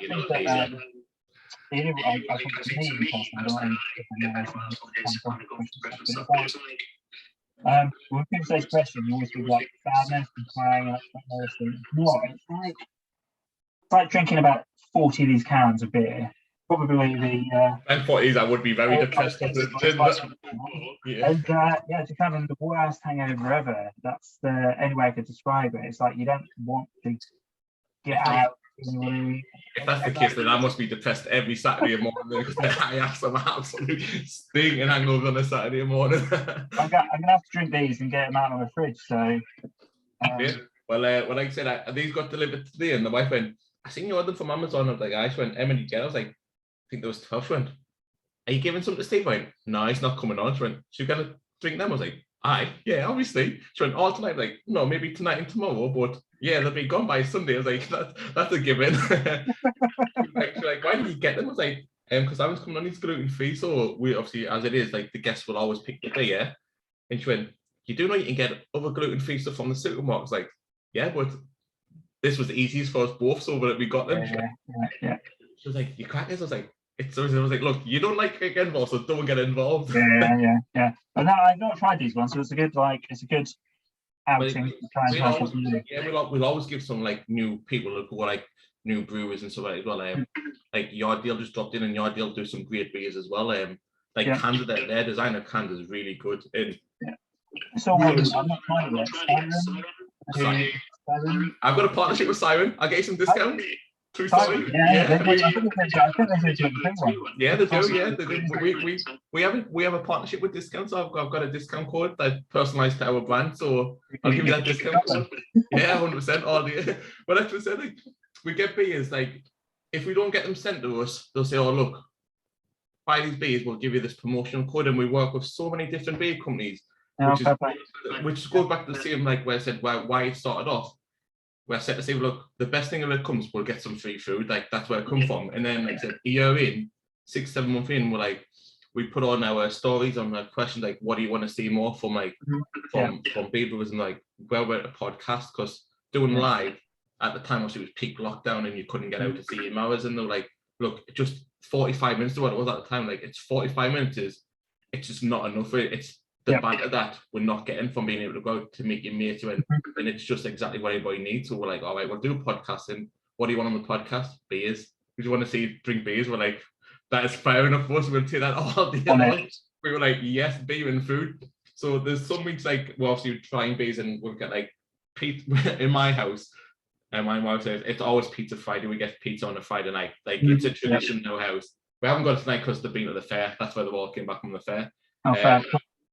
Yeah, so we always get pizza. So the past few weeks we've been working till late. So by the time I finish work, we're straight on the podcast to do this. Yeah. And I've had like a pizza box down there, and I've been like scanning my pizza as I'm chatting away. Like the guest of time, I'm like, just 1 second. So just pick something up off the floor. I fell off my chair. I'm gonna finish this pizza.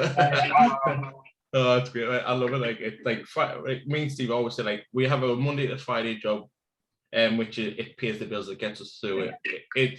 It's boring, but nobody likes the job really. Like I'm the same. So, but we always say like exactly the same. So it's okay. Is all my part time. So I pretty much promote out of hours, do my normal Monday to Friday job, and everything's done on the outside of it. So it's tough. Do you know what the hardest thing is? Getting noticed. That's the problem. Getting the name out there, and everyone gets the brand who's come across it. Everyone that I've spoken to likes it. It's just getting noticed. Yeah, of course. Well, it's like one of my best friends. He started his own clothing band last year, or was it last year? This year, sorry, in beginning of this year, called Ferg. It's like created up north. And he was obviously just like yourself to start up. He had a reason started wanted to do something different outside of his normal work and life. He was just plodding away, building casually as he was. But then he has a good friend, the comedian Chris Ramsey is his really good friend. So I give Chris one of his t-shirts and he said overnight went from like I don't know, like a couple of hundred followers to like in the thousands. Like just took off, and it just shows like not saying that everybody's going to get that one famous person to endorse it, but just to put it out there for somebody to recognize and say, actually, yeah, it's all right. Just a share on this or whatever, like, and it can help so much. And then you're established on it's there and done. And instead, he just hasn't looked back since he's in. Because he still does his normal 9-to-5 job, but he just sells like merch, t-shirts and stuff and hoodies or like. When he lives around the corner, and he wouldn't even bring him a t-shirt. He made his posted and paper packaging as well. I was really? I was like, right, you're my best friend. I know what you like about packaging. I hate packaging. I hate paying. Like, I always just think like it's just weird. But if you're paying for a service or whatever, you shouldn't have to pay then for postage. You were like include it in the cost. Yeah. And then just put free. Like, don't tell us that's included. But if I see a t-shirt that's like $27.49, I'd buy it. Like, because I think, oh yeah, it's got delivery and something in there included, but like 25 for a t-shirt or something with maybe I'm doing it all wrong then. I don't know. I mean, you probably wouldn't then get cheapskates like me asking for free delivery. You let me on your podcast, so that's awesome. No, like I said, no.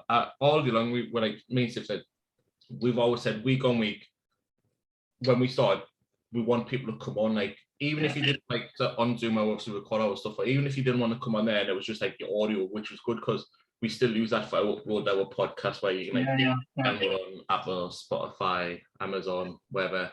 Not Android, because Android for some reason didn't like us. We've tried to get on Amazon, Android for the past year, and they just don't accept us. They don't accept us. Isn't it? I think they usually everybody, isn't it?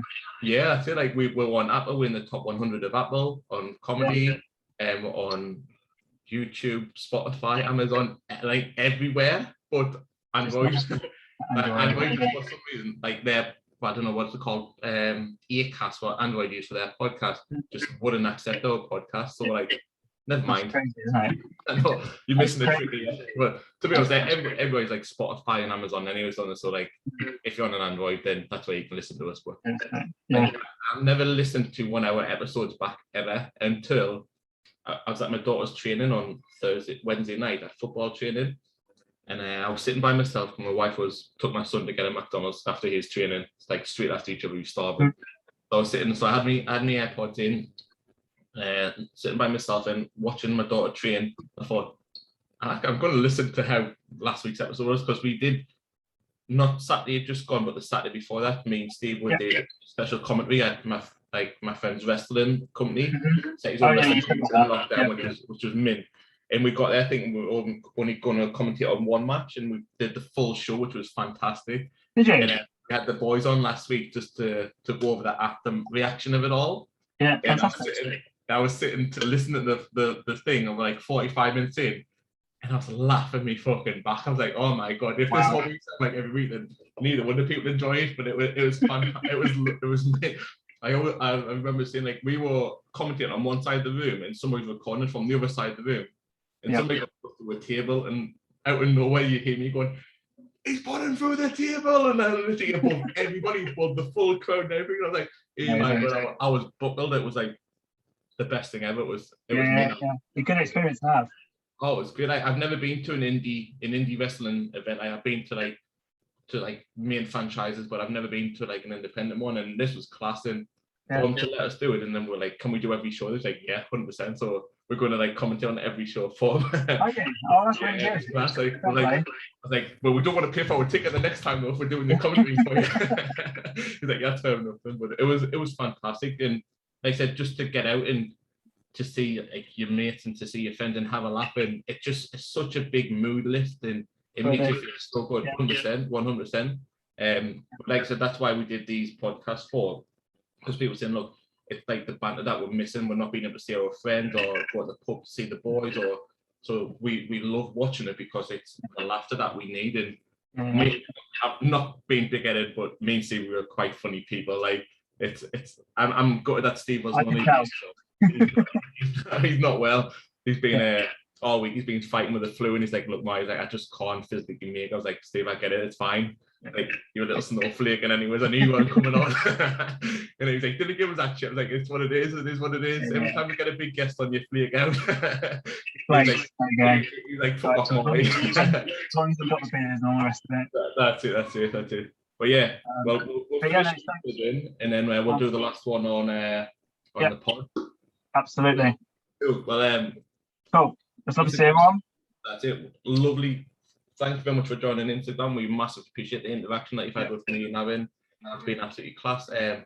Aaron, again, for Instagram, for your site, thanks very much for tuning into Instagram and obviously being a part, bringing your community into ours as well. And like I said, lifting the stigma that's attached to men's mental health, or just mental health in general, not just men, but mental health in general, suicide prevention, like everything. It's awful what people go through on the struggles themselves. And like I've said, I'm here every second of every day for anybody, and I can imagine you were the same as well. Obviously, absolutely, yeah. It's one of the things that take away from the brand. Like we are, as a strapline is that. Well, it's not a strapline. I keep saying it's a strapline, but it's just a word I use, like a sentence I use all the time. Like we're more than just a brand, and I know that sounds cliche, but we really just want to wrap the community around it. It's okay. It's not just like clothing. We'll link up with you guys. You know, we'll link up with. We've got some amazing ambassadors, and it's more about having a safe blanket for people and routes to get help if you need it. You know, it's that whole thing. So, yeah, that's the brand. It's great. Yeah. So again, awesome. Instagram, you'll see Aaron's link in the description for It's Okay Clothing. It's all there. Like I said, anytime you need to reach out, if you're feeling that you just can't take it no more, and you're with them, we will always say, please reach out to me or Aaron or anybody that's around you. If you get knocked by anybody around you, then like I said, if you feel it, you're very, very last resort, me and Aaron's are always there. Every conversation we'll have with you guys, not a problem at all. Absolutely. So Instagram, thank you very much. First chop for your beers on Instagram. Yeah. Thanks for them. Yeah. If you want to see how the last ones go, then obviously I said podcast is available to download straight away for you listening. YouTube will be up in the next couple of days as well. But when you listen to this, it'll be there for you anyways. But links to our bio for YouTube. As I said, we are pushing for that 100 subs on YouTube. There is a giveaway at the end of it. I think we're like 70 now, so it's getting closer. So there's a giveaway at the end of it. But yeah, Instagram. I will just add in very quickly. We've nearly got 2K followers. I see, yes. So I'm pushing to get this last 180, I think we need. And what you'll get is a t-shirt bespoke for you, designed just for you, and you'll get a hoodie and you can pick it up from the website. So if you know people, get them following us, you know, get involved in the community, and you may have a chance to win. 100%. Join in. Drop them, follow on Instagram, guys. That have last, like I said, massively appreciated from mine and Aaron's side as well. And like I said, a chance to win free merch. Who can complain with free stuff? It's all for the free stuff. But yeah, Instagram. Have a lovely evening. Have a lovely weekend. Stay safe, Instagram. Take care. Good night. I can never stop these on time there, but Aaron's gone now. Oh, like that, and put volume up. Ooh. I am absolute sweating in this house. I'm boiling as well. This attic. I can still hear Instagram taking over. It was playing in my background, and I can hear it running over. I normally have my headphones in when I do Instagram because that's for that reason, but I clearly never put them in tonight. But yeah, what do you think of them first two beers? Right. How did you think of them first two beers? All right, not so good. First two, orange not so much. Pink definitely. Yeah, like I said, I'm good that I haven't got the pink one there, the juicy one. Because the Manchester bitter was better than the Citra. Every time I look at that, I still struggle to see Citra on there. Like it's so horrible to see. If they want a designer. You know what? Because me and Steve were saying, like, when for Brewskis, like, we need a new T-shirt, we need a new logo. So not a new logo, but one designed specifically for Brewskis. And I was talking to them, I was like, having a logo designer, a graphic designer, I'm sure he can knock us a T-shirt up, but we want something like, do you remember Stock Game when you got like you went on and you got like the match ball after 3 appearances? Yeah. We wanted something like, obviously not football wise, but a T-shirt that said like, I've had a Brewski with a Broskis, like with a beer in the middle of it all. Like we need something like that. So just something extra to say like, oh yeah, if you come on. So, grab me on, I can do that for you. If you send me over what you want, I will sort that out. I'll do a design for you. I think it's class, like I said it. My friend, like, he has his own like designing business, and they emailed us this logo. Like we looked for ages to get. We tried making one ourselves, and it was just not happening. And then we're like, "What is going on here?" So it took a while to finally get it set. But when we did, we're like, that is the one, we're having that one there. And it's a good logo you guys got. It's good. It looks like, obviously it's normally white, but we're having a black t-shirt, we have to just mix it, like cross it over. I get the same with my t-shirts. I have to change everything about Wow. But I love it. Like I say, from setting it up to where we are now, a year and a half down the line, we're nigh on 2 years coming up. It's been great. I've loved every second of it. Like sometimes it can feel a bit of a chore, a bit of a struggle, and a bit of a push, because the last, I don't know, I can say 4 or 5 months, we haven't gained followers. Like we've stayed where we are, but we will gain like a few a day, lose a few a day, but we have that solid community, like 1,200 strong as it is now. Who engage with us as well, which is great. Like we have some people on every post, you can guarantee they're going to comment on it, or at least like every post, and it's like natural growth, isn't it? Yeah, it's like, because we always get the people that say, or like people that message saying, we have this growth program, we guarantee to get X amount of followers, like in the space of a month. Like, get a grip, man, you daft cunt. Like, if you're gonna do that, what is the fucking point? Like, we do, like we've always said, everything that we'll do, we've never set up to be a professional photo, like of food. Like, we'll take it as it gets served to us, or when we review restaurants, we'll be honest with beers and restaurants, and we'll tell you exactly as it is. We had beer sent us before from a beer company. We tried them and we're like, it's shit, it's shite. But we're like, look, we don't like them, but it's not to say other people won't like them as well. It's just having that. I don't know. It's just being honest, isn't it? At the end of the day, and that's what it's all about. Of course, and like I said, we from day one we've said, look, we're going to be honest. If you don't like our show, or don't like our post, just don't follow us. Just go. We put on, like I said, on a story, said like question, we asked like, what do you want now from people? And somebody commented saying less posts, because we were posting every day, and they're like, less posts, and we were like, eh? I was like, all right, no problem. So what I did, I was like, let's post. So I screenshot these comments, and then obviously so you could see he was put on saying your wish is our command, and I just deleted him and I just blocked him from everything. I was like, and we posted it to the next story afterwards, and we got so many people going, what a great way to deal with somebody like that. And we're like, it was the only way. Like, we've had like so much neg as well that's come through in our posts, and people like, oh, this is shite, or this is minging, and like, oh, why do you do that? I'm like, to be honest, I'm still waiting on some coming through on mine, but I haven't had any yet. Some people are just out there to cause. Of course it is. People have nothing else to do but to leave shit on people's doorstep, and it's like, what you doing, mate? We're trying our hardest and our best to make something out here, and I was like, but people just want to put somebody down. And with me and Steve always say, the only time you should ever look down to somebody is when you're helping them up. You should never ever look down on anybody. This is where my problem with technology and social media comes in, because when you're posting crap like that, you don't really understand what's going on in their lives, and you could quite easily push somebody over their edge to go the route that I did quite easily through social media. And social media is brilliant for what we're doing, to promote and market and give people advice on food and beer and all the rest of it. It's brilliant, but there is a dark side to it where people just go on to cause mayhem. 100%. Like, it's like that, like I said, it's like a hobby to people, isn't it? Like, let's see what shit I can cause today. Like, and they don't care about the ramifications for the stone that they've flung in the pond. They don't care about the ripples that's about with it there. Like, they're just thinking, I'm this big guy, I can do what I want when I want, and I'll get away with it. And one of the things for me when I was recovering is I would go on Instagram, for instance, and I would see all these beautiful pictures of people on holiday or having this amazing life and this, that, and the other.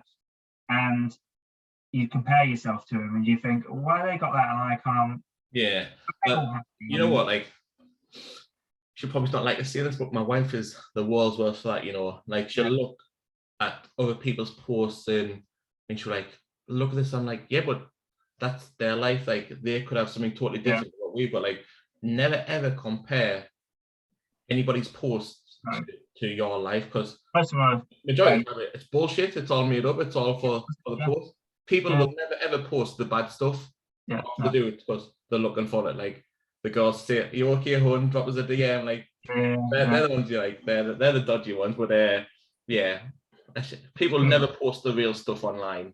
They absolutely don't. They don't. No, I don't. I just think that social media is a fake place nowadays. It really is. Yeah. Do you know what? I've got my eyes on the next one. Have you got it already? Yeah. Let's see your can. They look different to mine. So green, juicy session. I've got. Again, mine is green, but it's different. Is it? What you got? Mine's green, ultra pale. Oh, that's weird, isn't it? We've been. I don't know who's been stung here, me or you, but haven't we? So there's 6 beers. Why didn't they just do 2 of both? Like put all 6 of them in and give us 2. That's crazy. Well, we've had one the same. That's it. Have we though? Have we really? Yeah, possibly not. Yeah, I think. 1 second, mate. I'm just putting this in here because if I don't post it to Instagram, I'll lose it. We did a post before with like a video, like an hour and a half, and we chatted for like 5 minutes in the pod. And I went back to it, and it was gone. And I was like, "Oh my god, couldn't get it back."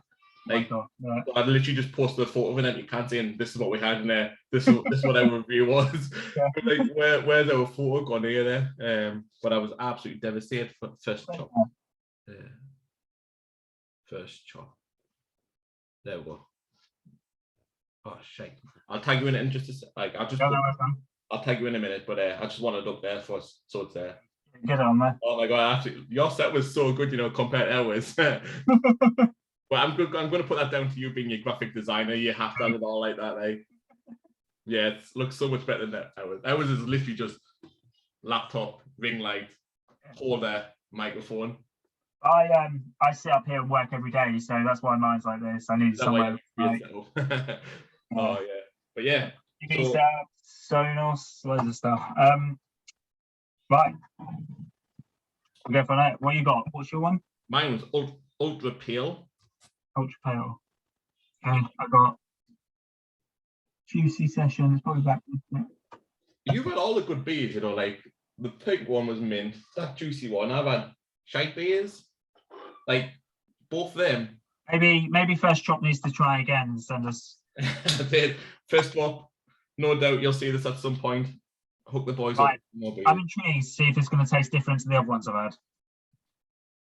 It'll be. Fuck. Mine just exploded like a volcano. Like when I opened it, it's all over the table. This is a weak one. This is 1%.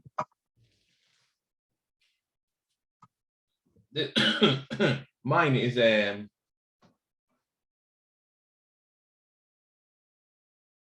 4.1. Yeah. The weakest of them all. This one. It's like an explode. Like literally, I've opened it and it just not stopped fizzing. It's gone all over. And it smells like juicy IPA. Mine stinks. I hope the taste doesn't go like the smell, because I'll not enjoy it. It tastes.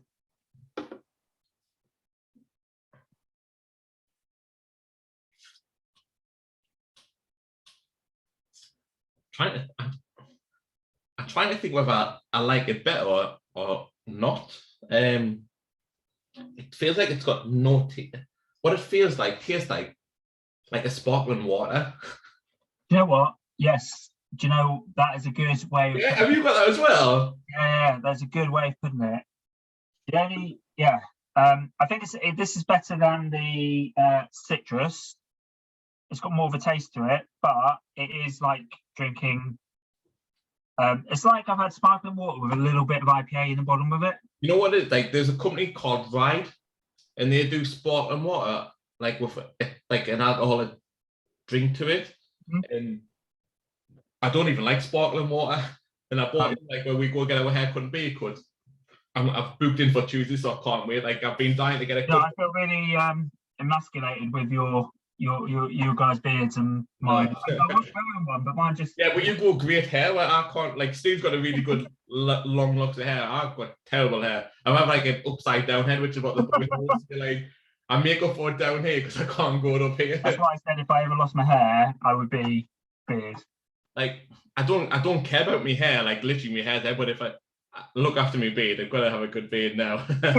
But yeah, I'm booked in for Tuesday because I've been dying to get a cut for ages. Yeah. I was on the phone to him at the end, and I was like, "Oh look, I booked it in for Tuesday," and he never recognised who I am until I tell him my name. Like, what are you doing? Steve's booked in for Wednesday. Like me with a brother. He was like, "It's like I was probably talking about it the other day. That's why we're booked in." Like, it's just funny for him just to go from his first reaction to realise who it was. Like, oh yeah, Steve's booked in for the day after as well. You know what? Like, you must obviously get recognised now for your branding when you're out and about your city centre, etc., your town. No, not yet. No, not yet. We're only going for like 2-3 months maybe. Yeah, you've done really well though. Like in those few months. Yeah. Like, your merchandise is good. The brand and the logo, it's there. It's great. It's catching. It's like I said, it's such a great niche for it. It looks really well. Yeah. So I'm surprised. Just getting foothold. I mean, we've got some competitors out there, and they've been established probably maybe 2 or 3 years.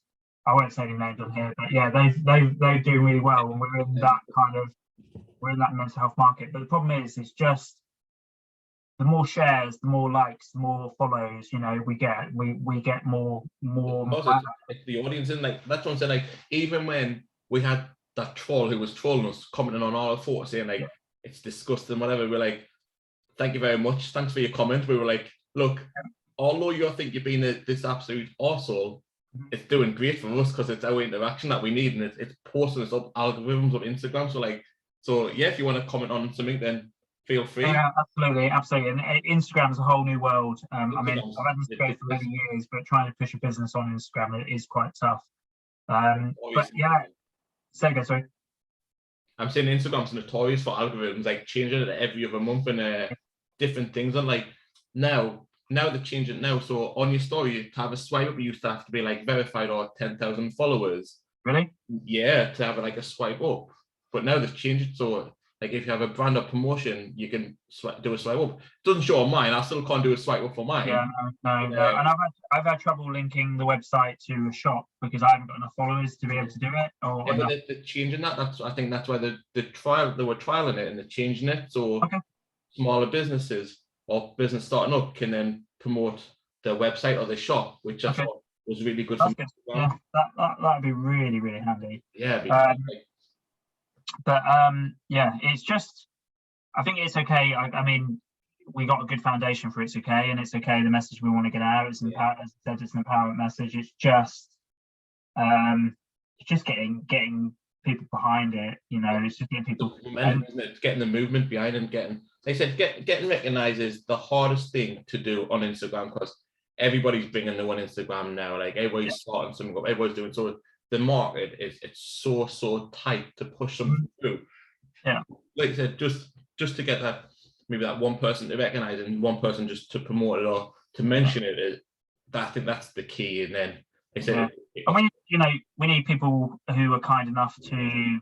Keep saying we, like it's okay. Needs people like yourselves to give us a chance to kind of tell.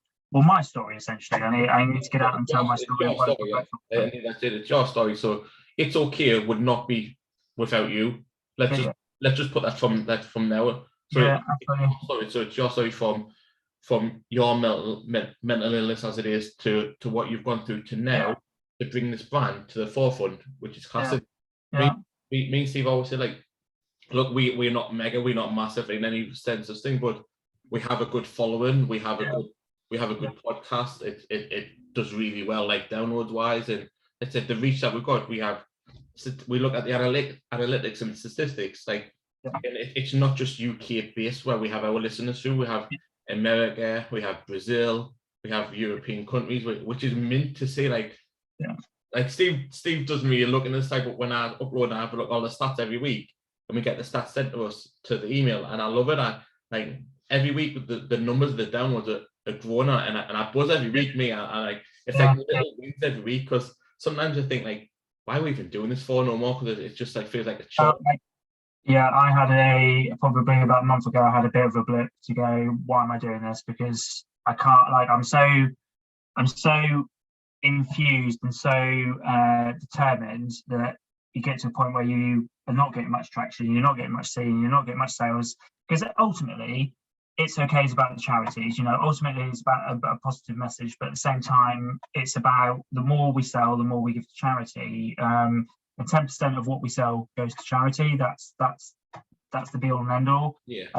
And we'll always do that. And it's going to be a different charity each time for different aspects of people's mental health to keep these charities going and their legacies.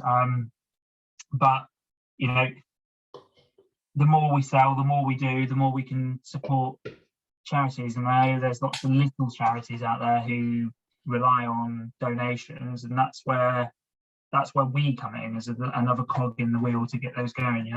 Yeah, definitely. I think, like I said, it's such an amazing brand, and the cause that's all between it, the message that you put across, it's amazing. Like I said, I always feel when it comes to stuff like this brand here, like the message behind it, like I said many times out, it always feels so personal to me, even though I've not been affected directly from it. But yeah, like I said, having my brother that's gone through suffered for so many years. Yeah, and I think the word personal is what we are, because we're genuine, we're personal. It's something that's come from my story that I want to just try and help people through what I've experienced. And the message is a positive affirmation. It's a positive message to give to people to try and empower them to try and get out their depths. And we'll always be, I don't want to go out there and go, oh, celebrity, have a t-shirt, sell more. I mean, that would be brilliant, because more money will go to charity, but we want to do it properly and natural and technically, like so, like because as it's building now, like I said, to build it steady but surely, like it feels like I said, it's more personal. Obviously, it's mega personal to you because it's your brand. It's all for like absolutely. The people that coming in and they'll see it. Like I said, they'll see the messages that go out. You see the ambassadors doing your work for it.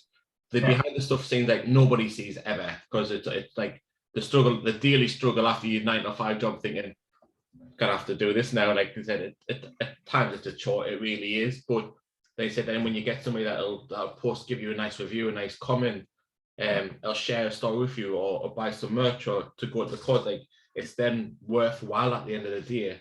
And you think, one of the things I haven't said to anybody, and I was thinking about it earlier when we were talking about my son, is that, well, maybe I've said it to my partner, but it's all about legacies, and we always talk about charity legacies, and we always talk about keeping them going and stuff. But actually, if I was to go down that route that I went down, and I was to take my life and disappear under the ocean or whatever, obviously, what have I left behind?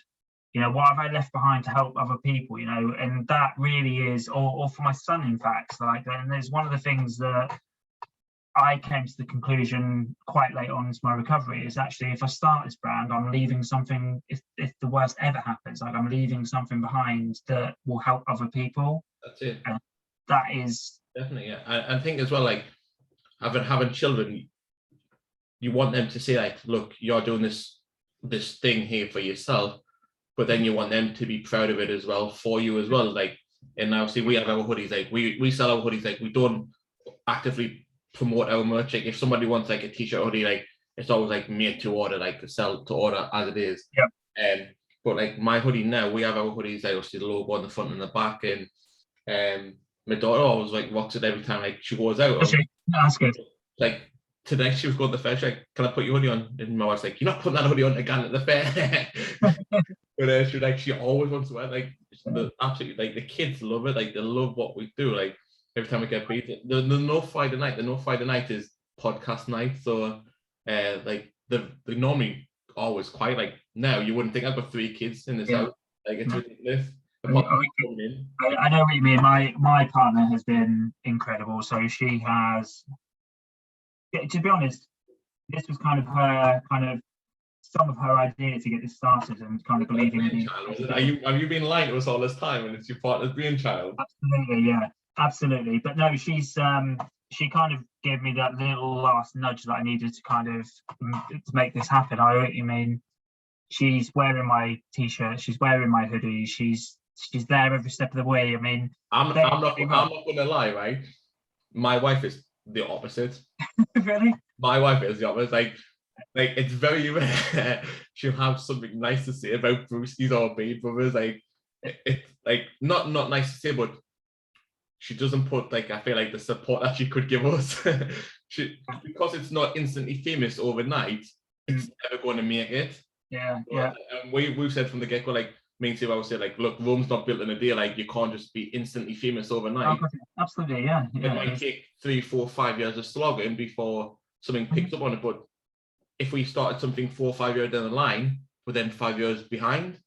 Yeah, so, it probably takes 3 or 4 years to establish. But yeah, my partner Ali, I'll say her name, but she's just been, I don't know, she's just been incredible, absolutely incredible. Like, she's been pushing the t-shirts, you know, helping with ideas and this, that, and the other. And you know, we've been together 6 months now, and for somebody to understand and be aware of what's gone on and just Twinks, what are you doing? She was trying to get in. She was trying to knock all the stuff off. I'm like, what's the cat's name? Twinks. Twinkle. Twinks. She's all black as well. Cool. She's all black, and she has this in her fur. She has this shimmer of it. Yeah. So in a certain light, she twinkles. Yeah, her eyes are amazing. Piercing on, absolutely ridiculous. Yeah. I'm not even a cat person. I'm not gonna lie, I hate cats. But I bought her, like, and this is gonna sound crazy now, but I think she's 4 coming 5 now. Yeah. So I bought her, like I said, the year my wife had the accident, I think it was actually. I've wanted a lizard for a while. Yeah. And I was like, you're not getting a lizard because I've wanted a cat for years and you've never bought us a cat. I was like, oh, right, this is it then. So yeah. I'll play the long game. I'll buy you a cat and I'll play maybe a little bit later. I'll get a lizard a bit down like 5 years. I still haven't got a lizard. Still haven't got one. One day with one. I don't know. She'll never come in with a lizard for us, but if I come in with a lizard, I think I'd be outside with the lizard as well. Like, but like I'm not a mega fan of cats, but like Twinks is. They say, yeah. Well, you know, I think having pets in general is really good. You know, my dog has been incredible over the last year and a half. When I haven't before met Ali, just being there with me. You know, it's just it's routine and it's structure. Structure. And my dog is the most soppiest dog ever. Like, she wants cuddles all the time. So Twinks does, like when we sit on the couch, we have a big corner group, and I'll lie on one side, the wife will lie the other side, and on mine there, Twinks will come in from upstairs or outside, and she'll come in and she'll rub her head against it, so you give her a stroke, and then I lie like on my side all the time, so she'll always lie here, and I'm like, all right, so I'll lie down, and I'm like, babe, look at the cat. And she's like, no, it's talking anyways. She doesn't even like it. She's like, she only lies on you because you're fat. I'm like, oh my god. Like, just because she's skinny and she doesn't like lying with my wife. Like, just because your cat likes me more than she likes you. Brilliant. That's brilliant. So what scores are we giving these then? All in all, if I have to give them out of 10, as we always do, all in all, for the 3 beers, 6. I'm a 5.5, mate. And I thought 6 was a generous 6 as well. I'm a bit 5.5 because they all taste the same, just different. You know who me and Steve said this for a long time now. The masters of doing this, of bringing out a new drink, rebranding it, but it'll taste exactly the same as the last one. And I don't care about dropping the name because we don't care. Brewdog, yeah. Brewdog are notorious for it. They bring out maybe new beer every month. Yeah. But it's guaranteed to taste the same. Like we did a Brewdog pack one night, so we had like 6 beers from Brewdog, and I think there's only one of them tasted different to the rest of them. Wow. Okay. It wasn't like saying like it's genius. It's genius when you think about it. People are behind the brand, and they will to bring out the same drink, but rebrand it and call it something different. It's mad in itself. Like Brewdog, I think Brewdog's original is Punk IPA. Yeah. So many drinks that they do is the same. Yeah. I didn't know this, but sorry. I hear my wife upset, and I can hear her chatting to the kids, and I think she just said, by this time this food comes out, might as well have not bothered. So I guess I'm getting some sort of food, but I'm guessing it's taking a while to come. We'll wrap it up then, mate. That's it, time. But yeah, no. Yeah, I think drinks wise, I'll agree with you. I'll give it the 5.5. I was giving it a genuine I can't get my words. A genuine 6, but I'll agree with you. Rocking a 5.5 because, like I said, it's a shame because I've got 2 really good looking cans there. One I can't really. And all that's it. Like I've got what? Oh, I've got another 6 beers here to drink now. Yeah. Which I'm going to drink them, but I'm not going to really enjoy drinking them. I'm going to drink them just for drinking them sake. Yeah, absolutely. I'm with you there. Which is an absolute nightmare. But look, the things we've got to do for the brand and the things we've got to do for the love of beers. I think that's my favourite hashtag when I'm uploading anything now. For the love of beer. Yeah. Yeah. I'll do for the love of mental health. There you go. We'll put that on. Obviously, we'll put that on. There you go. That can be your niche hashtag, and every time I'll post it and you post it, and it'll gain the traction that it needs. Absolutely. But yeah, I mean, again, I'm sorry that Steve couldn't jump on. Obviously, no problem at all. Too well. It would be nice for you to meet Steve as well. Obviously, all the interaction they have, obviously, through Instagram is always through me because. Put my regards onto him. Maybe feel that soon. Yeah, appreciate that. But yeah, absolute pleasure having you on tonight. Yeah, you too, man. Before we do bounce off, hit us with a plug. Let them know where we can find all the information. So it's okay clothing.com. As remember the website then. It's the beer, we'll claim that. Hoodies, t-shirts, we've got various other different clothing items on there. So head over, wear the apparent message, it's okay to be you. And it says all it is on the tin there, it's okay to be you. Yeah. Exactly. But as we would say, it's like Ron Salt, it does exactly what it says on the tin. Absolutely. Exactly. It's been an absolute pleasure having you on again. Yeah, thank you so much for having me on. It's lovely just to meet you like face to face, like and talk to you like this rather than on Instagram, because I feel in messaging, like I've always said the same for years now, but messaging, it's just weird. You don't know how to. Personal, can you? You can't. I'm sure we'll do some other stuff in the future. 100% we'll pick up some as well. Like anything, like if we can get involved anywhere to help you out anywhere you can, obviously just let us know. And even like anything to do with the gaming, if you need to push that and promote that, like all over. Like I said, gaming it's our second hobby behind drinking beers and pizza. All over. That's it. Just don't tell the wife. But no, it's absolutely been lovely having you on. Guys, thanks very much for tuning in to another episode of Brewskis with the Broskis, obviously with It's Okay to Be Clothing. You'll find all the links in the description of these videos: YouTube, Spotify, Amazon, Aaron's It's Okay to Be Clothing brand and range, Instagram. We'll put his website up now as well.